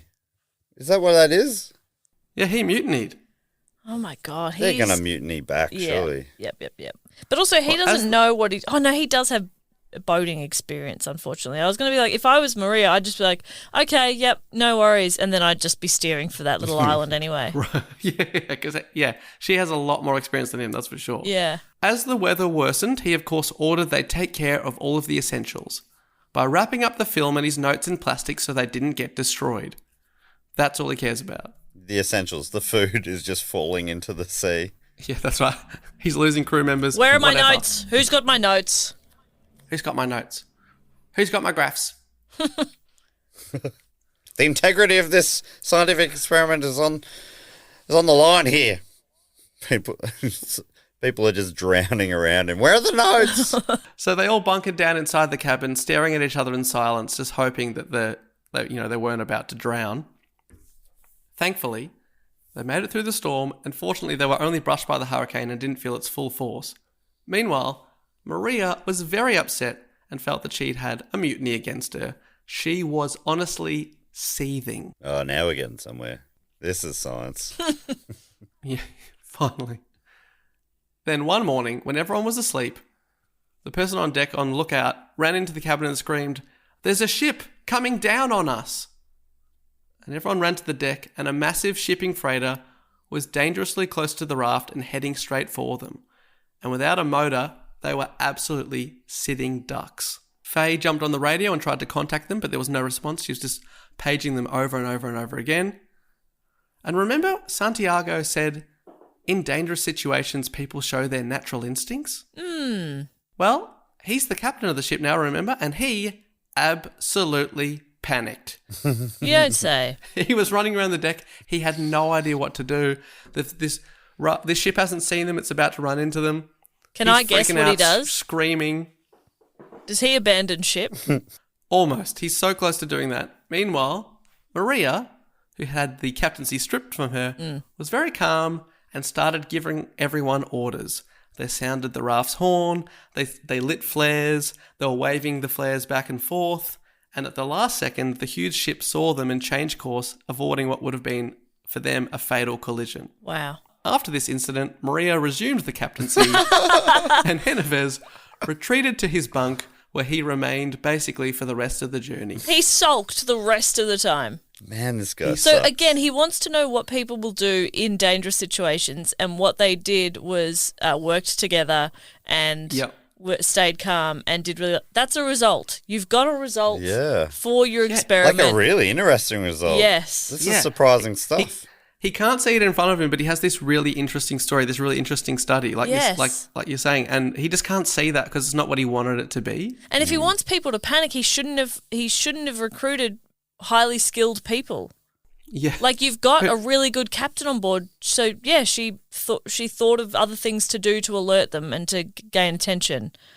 Like, put me on if you want absolute chaos. If you want us to die. But I'm sorry, I'm only what did we captain. say? 3 maybe? Sorry, I'm not a stone cold hottie. Yeah, that's your problem.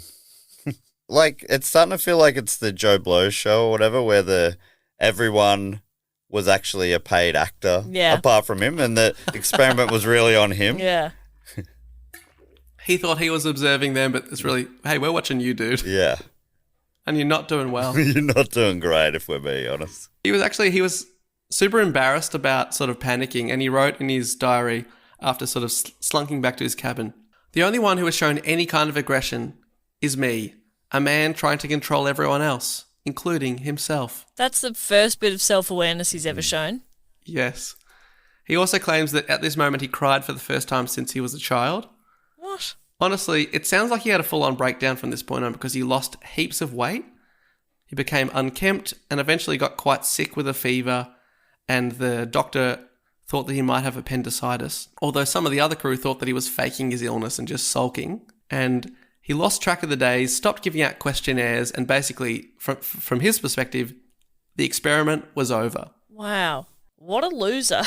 Yeah, the rest of the crew, they just stopped believing in him altogether, and they just became tighter with each other, sort of cutting him out. They don't need him anymore. They worked together, and over the last few weeks of the trip, they just had a nice time together. Wow. Oh, that's nice. Still fucking and sucking, though? Oh, of course. Yeah, great. In moderation. Everything they do is just the right amount. Yeah, just right. So the Acali and its crew finally made it to Cozumel in Mexico after 101 days at sea, so about 11 days longer than they thought it was going to take. Their arrival was, of course, sexualized in the media, and not surprisingly, Santiago Genovese hated that. The New Yorker writes, "A UPI cable announcing the Acali's arrival in Mexico leeringly described its crew as, quote, bare-chested men and bikini-clad women on a craft, quote, skippered by a buxom Swedish blonde." When the women especially returned to shore, they were especially shocked by the media coverage. They were like, what the fuck? We've been on this scientific journey and you've been writing about us like this? We had no idea. In a paper published a few years later in 1977, Santiago estimated that 80% of the questions he received about the experiment were sexually orientated, which is, I guess, kind of ironic because he was also asking them constantly about sex. Yeah, so now he was being asked about it and being like, oh, why are you obsessed with sex? He can't be that upset, can he? Yeah. Yeah. So he wanted to ask the question, can we live without war? Can people get along? And it turns out the answer is yes, people can, because everyone got on really well. And despite his attempts at making it difficult, despite their different backgrounds and first languages and the obvious challenges of spending 101 days together confined at sea, but he seemed to miss all of that in his experiment. He didn't see that that was interesting and that that was a result in itself. So funny. He wrote about the voyage in a 1975 best-selling book called The Acali experiment. 5 men and 6 women on a raft across the Atlantic for 101 days, which is a catchy title. Yeah, it's pretty too long and quite boring. And not even the right... Wasn't it 111 days? You couldn't even get it right. No, it was 101. It was 101. Okay. Well... 11 days longer than they'd thought it was going to be. Okay. That's where you had 11 from. I look pretty silly now, and I apologise. And that's why Dave doesn't want to have sex with you on this boat. What, Dave? Just because I got a number wrong? Yeah, that's a big turn-off for Dave. I said... numbers mean a lot to me. I said, Dave, do you want a 58? I said, I don't think I can get into that position. That's hard. I'm either 5 or the 8. Regardless, impossible. You look like a snowman, and I'll do this. Look like a 5 to listeners. I look like a perfect 5. That was a very good 5, yes. You wish you were a 5. Yeah. As for his book, The Sunday Telegraph described it as a repositioning of his vague experiment as the historically significant discovery of a new man. So he tried to be like, I've discovered a lot about people in this book, but really it was pretty bullshit what he was writing. What a bestseller. But yeah, it sold well. 8 hours of 16mm camera footage was taken on board by Esuka because he actually had a deal with a Mexican TV station and they were going to make something out of it, but they didn't in the end. So it could have been like the first reality show. They still have the footage? Yes, because that footage and his writing was the basis of a 2019 documentary called The Raft, directed by Swedish filmmaker Marcus Lindeen. Lindeen reunited the 7 surviving members of the experiment, who regrouped 43 years later. Wow.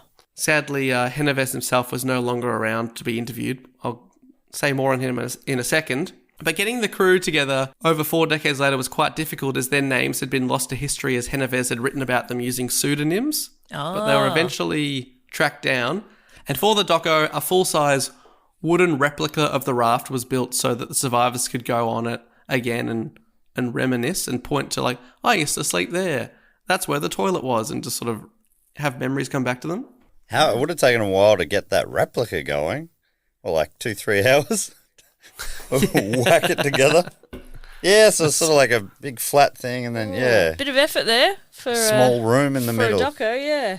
I really enjoyed it. It's if you can track it down online, which I did. It's slow and beautifully shot, and not surprisingly, a lot of info from this report comes from it, especially the stuff about the memories that they have. Well, Dave, you can tell us.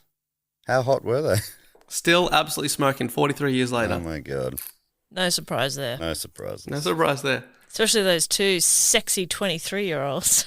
Oh my gosh. Yeah, now they're only 66. Still spring chickens. Yes, please. It's the best resource I could find for hearing his diary on the experiment. It was also interesting to see the crew reunited decades later. At one stage, for some reason, the people all now in their 60s and 70s stand together and stare at the camera whilst a fan blows their faces. It's so funny. I don't know why they did that. But then did they start having sex? Because that's all we and anybody else cares about with this experiment. So they still suck it and fucking? Look, they didn't show any of that, but that was... Was it implied heavily? Reading between the lines. Yeah, okay, good. As for Santiago himself, he was the central author of the Seville Statement on Violence, which was a 1986 paper signed by 20 scientists from around the world in what was the first global pronouncement to reject biological pessimism. He stayed in the scientific community. He won the Pope John the 23rd Memorial International Peace Prize in the 80s, and I'm unhappy to report that was a non-sexually active pope, so don't know how if that means anything. Would have meant nothing to him. Yeah. And the New Yorker actually writes that in the 80s he was also nominated for a Nobel Peace Prize. So... What was he doing in the 80s? It's still the violent stuff. Sucking and fucking. Fucking the world of peace. Sadly, all good things must come to an end, and Santiago Genovese died himself in 2013 at the age of 89. Well, that's a pretty good innings, especially because on the raft they did plot to kill him. So I think, yes. I think making it to 89 is a blessing in a few different ways for him. He did all right. He did all right in the end. Wow. Wow. You almost did that. Wow. Wow. Wow. Wow. You do it better. Do that one you do. Wow. So that's my report on the Acali, a.k.a. the Sex Raft. Well done, Dave. What a story. And it makes sense that you're telling that story from Adelaide, the Sex Raft of Australia. Yeah. Yes, absolutely. I actually wondered why we've always called it that, but now it makes complete sense. Oh, yeah, a lot of S and F going on in these streets, I tell you. I bet. A lot of. But not much violence, if any. And not much KFC after 1 a.m. But before that, so much. But after it, as many pie floaters as you like. Yeah. 24 hours a day. Have you been to a 24-hour yet? Well, the one I went was 24/7, but I did just go at 1 in the afternoon at quite an appropriate time. Yeah, reasonable time to have a pie. An Lunch. inappropriate time. What a waste. It's just normal bakery hours. Like a waste. What's the other one? O'Connell Street. Oh, the O'Connell Street Bakery in North Adelaide, also 24/7. I love that culture here, Adelaide. I love it. I love it so much too. It's so weird that it hasn't caught on elsewhere. Yeah, we needed Cafe de Villiers and O'Connell Bakery. Yeah, why aren't they franchising it out here? Hey, Dave, do you have time to do everyone's favourite section of the show? I don't think I quite do, sorry. You son of a bitch. Anything you want to tell us before you go? You're doing a show at the Melbourne International Comedy Festival, aren't you? Yes, I'm doing a show at the Melbourne International Comedy Festival at the Improv Conspiracy the first 2 weekends, Thursday to Sunday. And now Sam Peterson and I have dated the entire audience in Adelaide. It's time to bring this show home and date people in Melbourne. That's so good. And are you going to use any of Santiago's teachings? Oh, absolutely, yeah. You're going to try and make the audience... An S or an F. Well, that's exciting. I cannot wait to see that. It is like I do get you to fill out a survey on your phone. You get to vote for what we do, but I don't say, of the 2 people on stage right now, who would you most like to have sex with? There's time to add that question in. Yeah, that's I reckon true. that's a good one, actually, yeah. Yeah. And that would create violence between Sammy and I, so that's good. And that's what I've always wanted to see in a show, is you two just beating the shit out of each other. Dave, is it true that we're doing a show at the Festival Club as well now? Oh my gosh, yes, this is very, very exciting. We are doing Do Go On, the quiz show, live late night at the Melbourne International Comedy Festival Club. What an honour to be asked to do that. It's an iconic gig. So cool. And we are doing, it's a late night on a Wednesday. It's Wednesday, April the 2nd. I believe it's about 10:30 at night, but come out with us late on a Wednesday. We're going to have some great guests from the festival, and I'll be quizzing Matt and Jess about a brand new topic, and we're going to have a few laughs. That's at Max Watt's House of Sound. Where Dave and I saw Coheed and Cambria. That's right. Almost 20 years ago now. Finally. Coming full circle. I saw Tism there. Seen so many great shows at that venue. And yes, so people come along that, and then it turns into a club afterwards. So you can come watch a quiz and then dance the night away. That's right. You've already paid for the club. Yeah. So you may as well. Cost you money not to dance. Thanks so much, Dave. Now, piss off. Right, sorry. Love you guys. Do you have peas? Off. Oh, can I have a can of piss, please? Can I have a can of piss, please? Come I'm on. off to down my can of piss. Bye. All right, now we've said goodbye to that. I was going to say loser, but it doesn't feel right joking when he's not here. Yeah. That lovely little man. That gorgeous boy. That apple of my eye. He'll be simply adore. But we've said goodbye to him, and now we're saying hello to everyone's favourite section of the show, where we thank the people who make this show possible, our supporters who get involved at patreon.com/2goonpod. Bunch of different things you can get involved in. If you sign up there, you get 4 bonus episodes a month, including a D&D campaign, bonus, report, the movie club, other bits and pieces. You also get access to the Facebook group, the nicest corner of the internet. You get the ad-free feed, and heaps of other things. You can vote on topics, like Dave's topic today was voted on by the Patreons. Mm-hmm.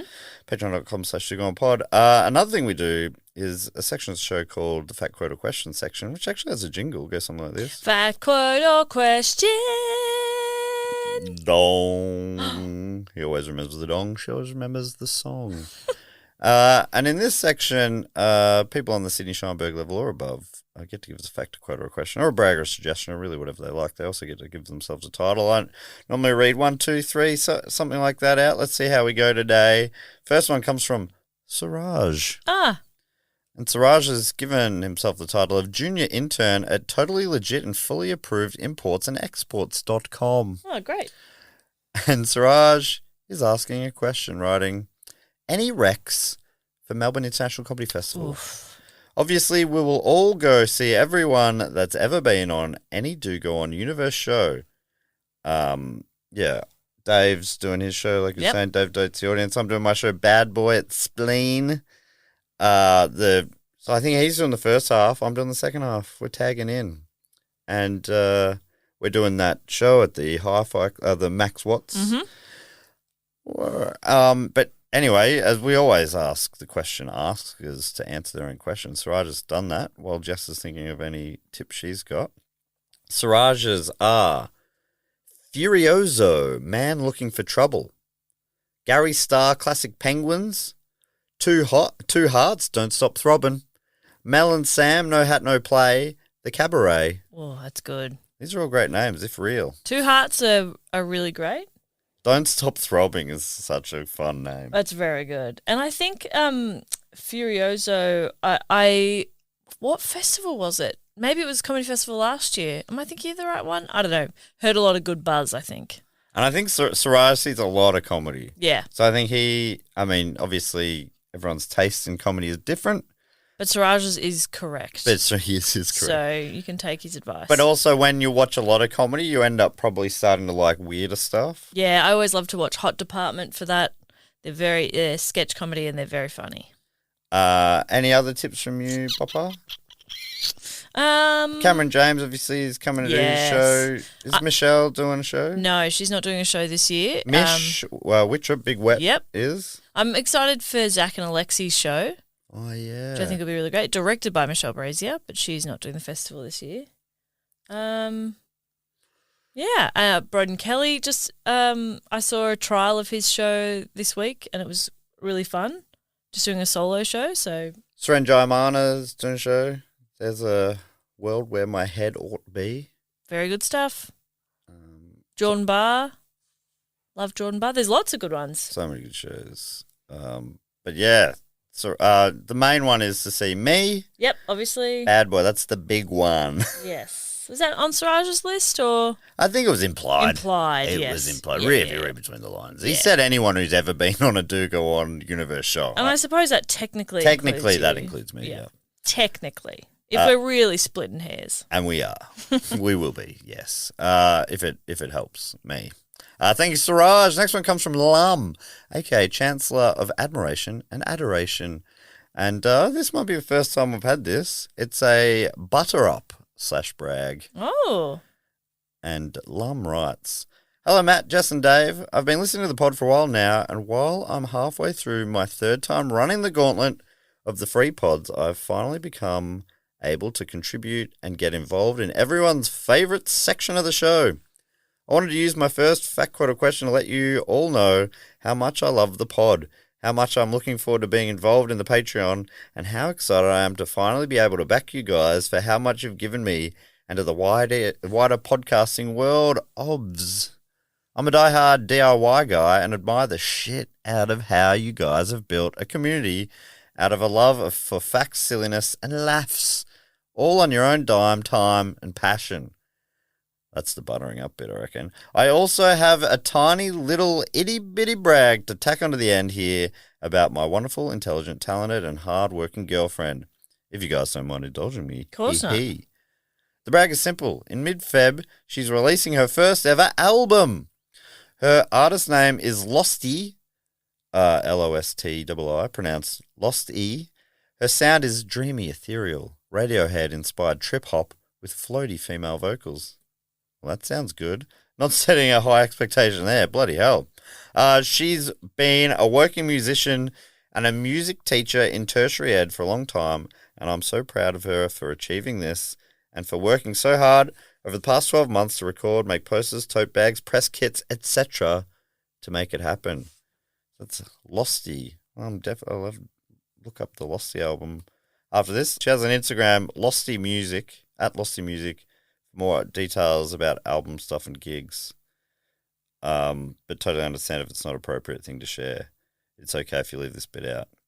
Well, we'll leave that up to AJ. We've said it now. If AJ cuts it out, it'll look like I decided that it was inappropriate. And I trust AJ with my life. Anyway, so cheers to you guys, Losty, and this community you've built. Thank you for indulging me, and I'm looking forward to getting involved. Hey, it's so good to have you involved, Lum. Welcome aboard, Lum. Welcome. Get involved. That's very nice of you. And in the Facebook group, you should definitely do a post about Losty's album. All right, next one comes from Craig Delgano, aka Goodest Dog Patter of the podcast. Ooh, an important role. And Craig is asking a question. Are there any plans to come to Perth? If so, can we have a beer at the new driving range that does food? Go to Scarborough for an ice cream, pat some dogs there, watch the sunset on the hill, then head over to the indie bar to see a gig. Are we dating? Craig? That is a beautiful date. Yeah, I mean, that sounds fantastic. Craig does say, I'm realising this is sounding like I'm asking you all on a date. And you know what? I'm going to roll with it.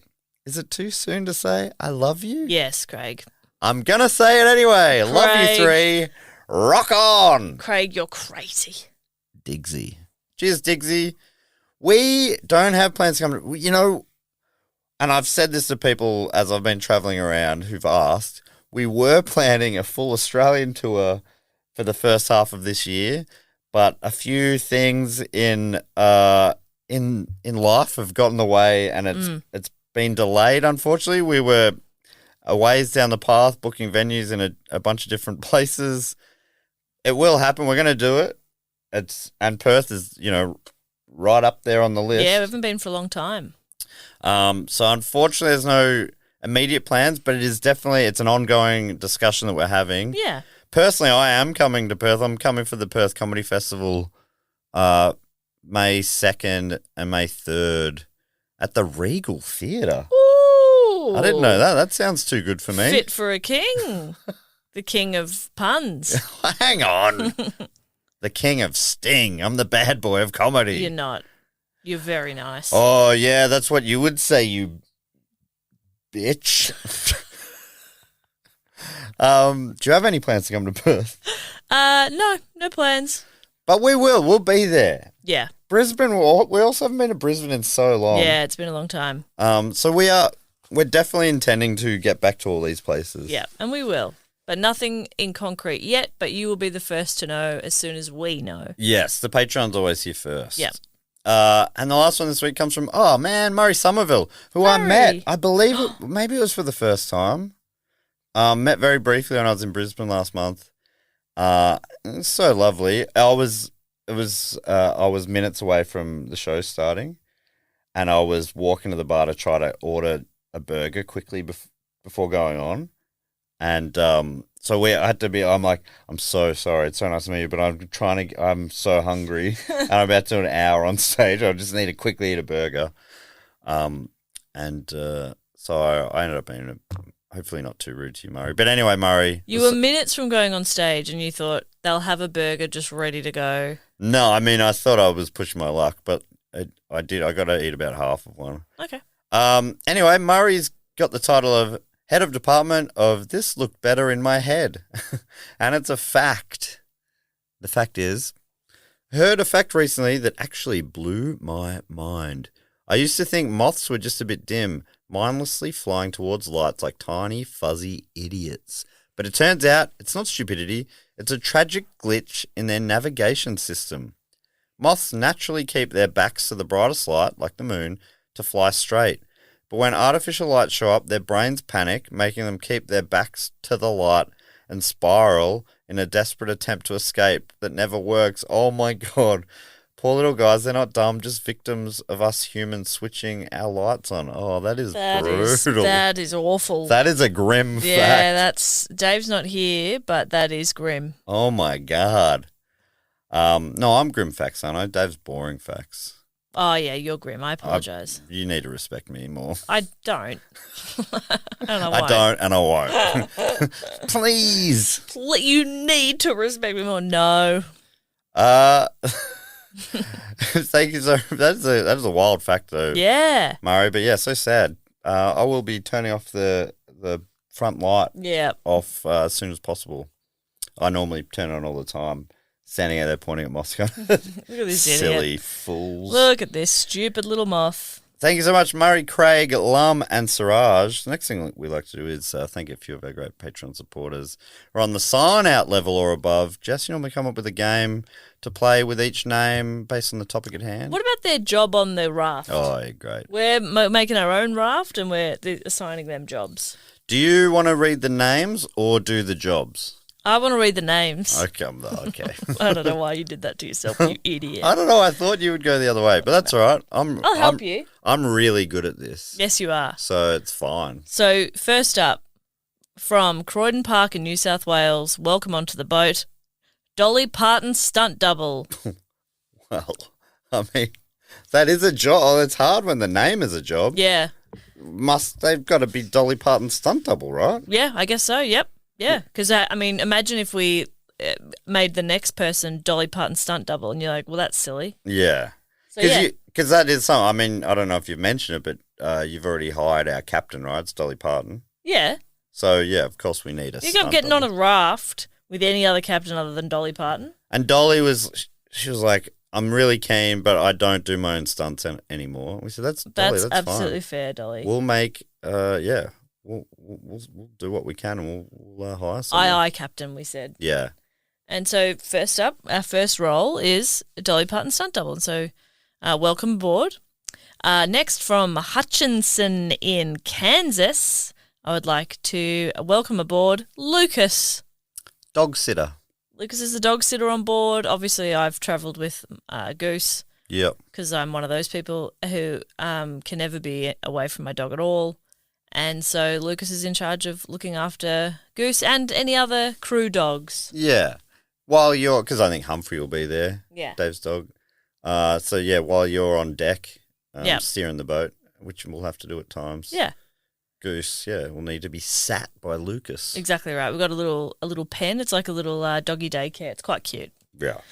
Next up from, address unknown. We can only assume deep within the fortress of the moles, William Moy. Ooh, night watchman. Night watchman, yes. Sleeps through the day. Yeah, and then, more of the cricket. We'll send him out if it's getting late in the day and we lose a top order wicket.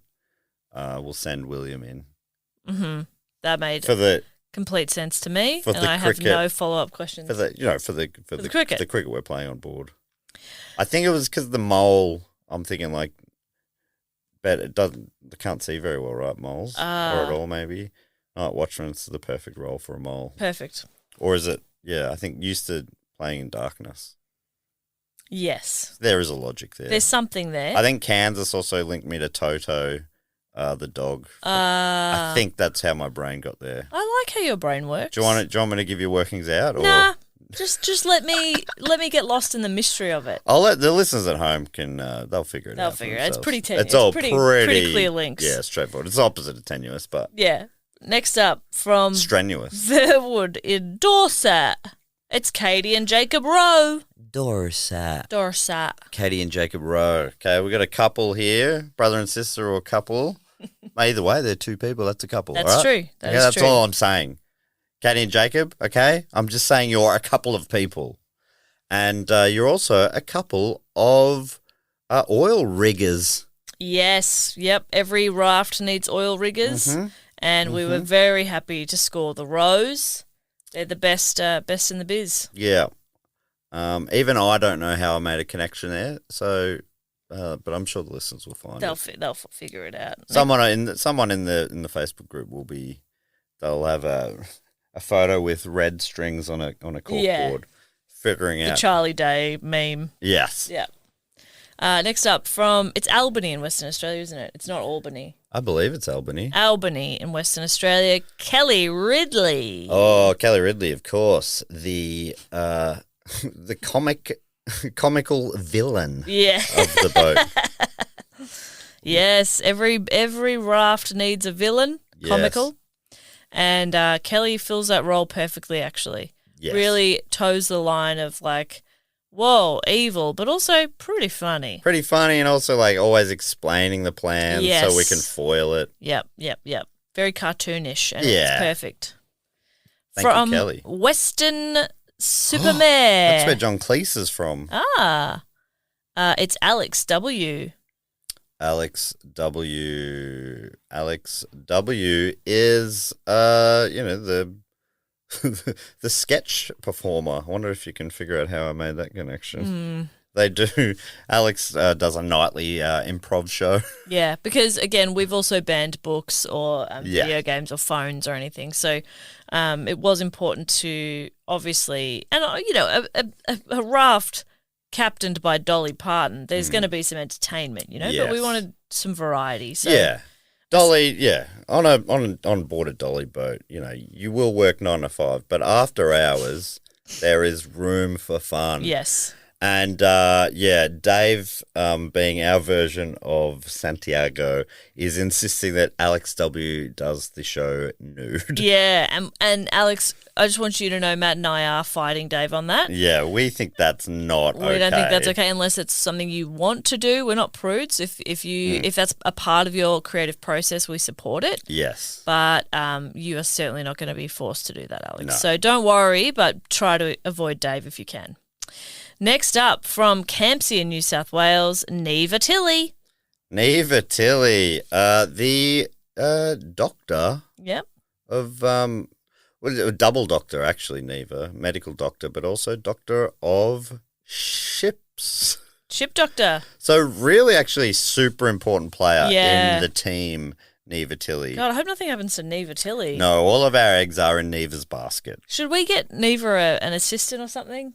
Well, I don't like know. a vice, maybe? I don't know. Do we have any? I don't know. We'll find out. All right, let's see. Next up from London, in Great Britain, it's Bertie White. Okay, well, Bertie's actually going to play the role of Neva's assistant bookkeeper. Okay. Because Neva's got Neva's hands are full. Hands are full. Needs someone to just cook the books, as Neva says, but always winks when saying that. Cook the books, you know what I mean? Which is weird because you normally would say, like, look after the books and wink. Yeah. You're sort of saying the quiet part out loud there, Neva. But anyway, we're not going to, you're a double doctor. I'm not going to tell you. You do you. I'm not going to tell you. We're just fucking podcasters. You're a double doctor, okay? You're a double doctor. We'll have a bit of respect. Not either,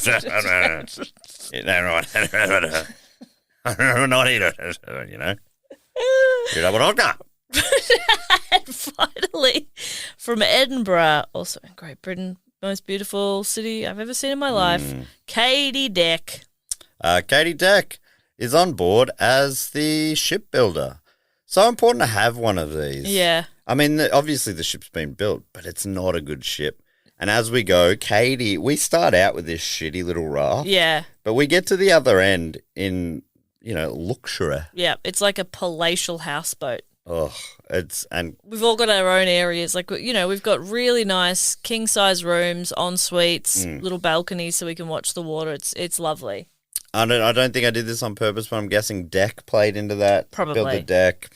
Oh, and then sky's the limit from there. Thank you so much to Katie, Birdie, Neva, Alex, Kelly, Katie and Jacob, William, Lucas, and Dolly Parton's stunt double. Oh my God, you're all so beautiful. That's why you're allowed on our ship. That's why. To bring our average up to 5.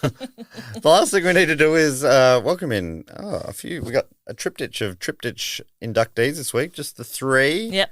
I mean, just the 3. 3 is a beautiful number for this segment. Jess, what is the Triptych Club? Triptych Club is for people who have supported us at patreon.com/dogoon for 3 consecutive years on the shout-out level or above. Or no, yes. Yes. I always forget that. And basically, it's an exclusive club. Once you're in, you can't leave, but why would you ever want to? Recent law has suggested that you are all dead, and this is like a purgatory type thing. That's law LORE. Yes. Yeah, but we haven't hopefully passed soon, that. LAW. We will legally be able to kill everyone. Is that what you're saying? No. Yes. But yeah, basically we have a bar. Dave books a band normally. I'm not sure who's going to take that job now. I guess I'll take that job. That job. I'll keep explaining while you take that job. I mean, obviously, Dave's already booked it. You just see in when I say check take the that emails job, and see who's booked. But we have like anything you could sort of imagine or need. We've got it in this very cool exclusive club. I think of it as an airport lounge, but like a nice one. You can think of it however you like to. I'm behind the bar. Now, I was initially, because our man Santiago was from Mexico, I thought, beautiful, I love Mexican food. Let's have a Mexican feast. But then I remembered as well that the crew, quite beautifully and symbolically, were from all over the world. So instead of doing one thing, Mexican food, really well, I've spread myself a bit thin, and I've got a bit of a hodgepodge of all sorts of stuff from all over the world, and I haven't done it very well. So you got a lot of variety, but poor quality food. Okay, yep. Well, I've just trying to search in Dave's database here. Yeah. I think he's booked Ninja Sex Party. Ah. Not sure why. That's interesting because it feels almost apt for the topic. Oh, yeah, sex party. So it was like a sex raft. Yeah. Isn't that interesting? I don't really put that together. Yeah. Apparently they're an American duo formed in 2009 in New York City, currently based in LA. There you go. So normally, obviously, Dave books the band. I'm behind the bar. Matt is at the door. He's got the clipboard. He welcomes you in. He lifts the velvet rope, and Dave normally hypes you up. But Matt will absolutely be the one to hype you up this week. I'll read the names if I could borrow that clipboard. Yep, you can hype them up. What did you say? What drink is it this week? What are they having? A Moscow Mule. Oh, Moscow. Yeah. That's sick. Pretty nice. So we've got 3 people to welcome into the Triptych Club. Matt, are you ready? I'm ready. Okay. Well, am I ready? I don't know. Dave he makes it look hard, but I think it's an easy job. Okay. Let's find out. We'll find out. First up, from Elijah in, I'm guessing, Georgia? I'll double check. There's only one G state in America. So it's going to be Georgia. Please welcome in Caroline. Sweet Caroline, I'm so sorry. This is harder. Welcome in, Caroline. You can cut the line and come straight on in, Caroline. All right, that was pretty good. Okay. From address unknown, we can only assume deep within the Fortress of the Moles, it's Aaron Fast. Aaron Fast, you come in at any pace you like, but just don't make us wait any longer. We can't wait to see you, Aaron Fast. And finally, from Kingswood, New South Wales, it's Adam Van Eyck. Adam Van Eyck is your name, and you're from Kingswood. You are a king amongst men. Adam Van Eyck. Adam Van Eyck, you an angel? I don't know. Adam, the king thing that I said. Yeah. Adam Van, hey, get over here quick. Jump in that van.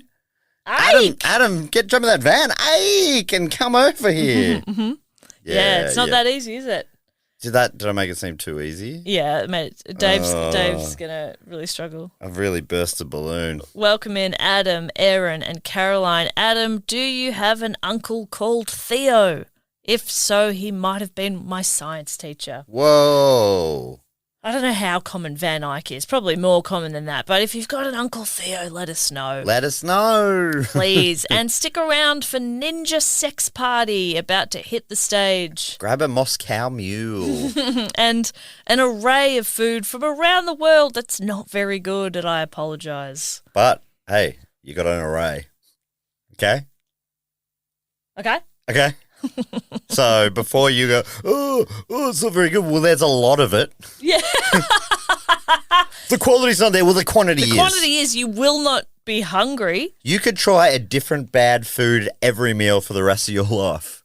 You won't enjoy a single one. No, it'll all be quite bad. But it'll be different. It's not like bad, like it'll make you feel like, ugh, but it's not inedible, but it's just not really good. It's got all the nutrients you need. Yeah, you'll be fine. You can live on it. Some of it is, I would say, right on the edge of too hot.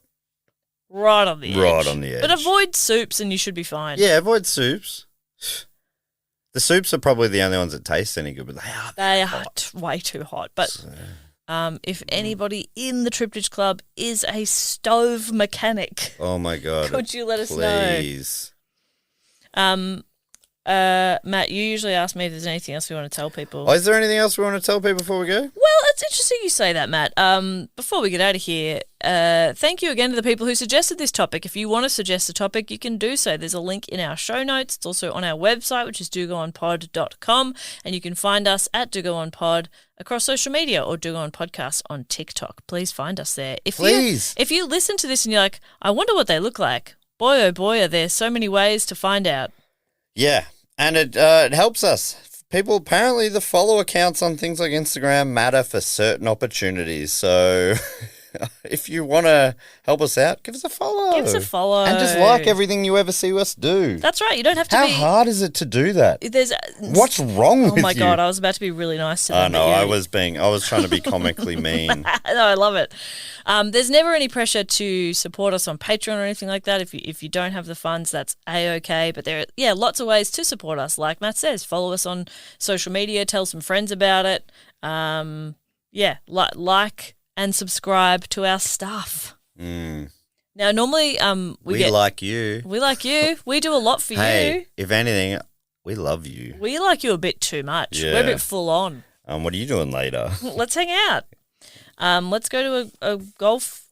Let's go to a golf. Let's go to a golf. Let's go to a golf. So normally I say, Dave, boot this baby home. Do you want the honours of booting it? Yeah, I can't remember what he says. We'll say it.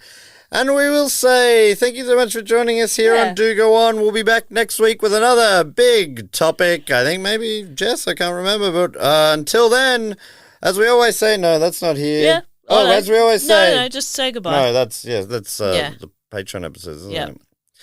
Anyway, goodbye. Laters. See ya. That's you. Oh. Laters. Bye.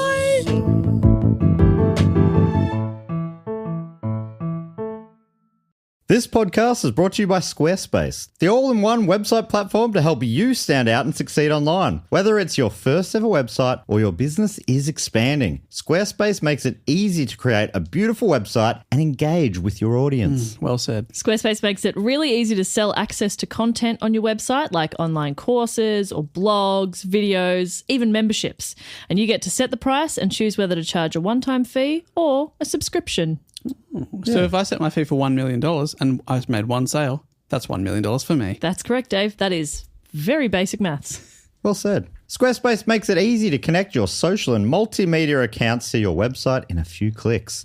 Sellers can also sync their product catalog directly with Instagram, Facebook, YouTube, and Google to make it even easier for customers to make a purchase. Speaking of purchases, whether it's for $1 million or for 1 cent, Squarespace Payments is the easiest way to manage your payments in one place. Get started in just a few clicks and start receiving payments right away. Head to squarespace.com/dogoon for a free trial and save 10% off your first purchase of a website or domain. Squarespace.com/dogoon.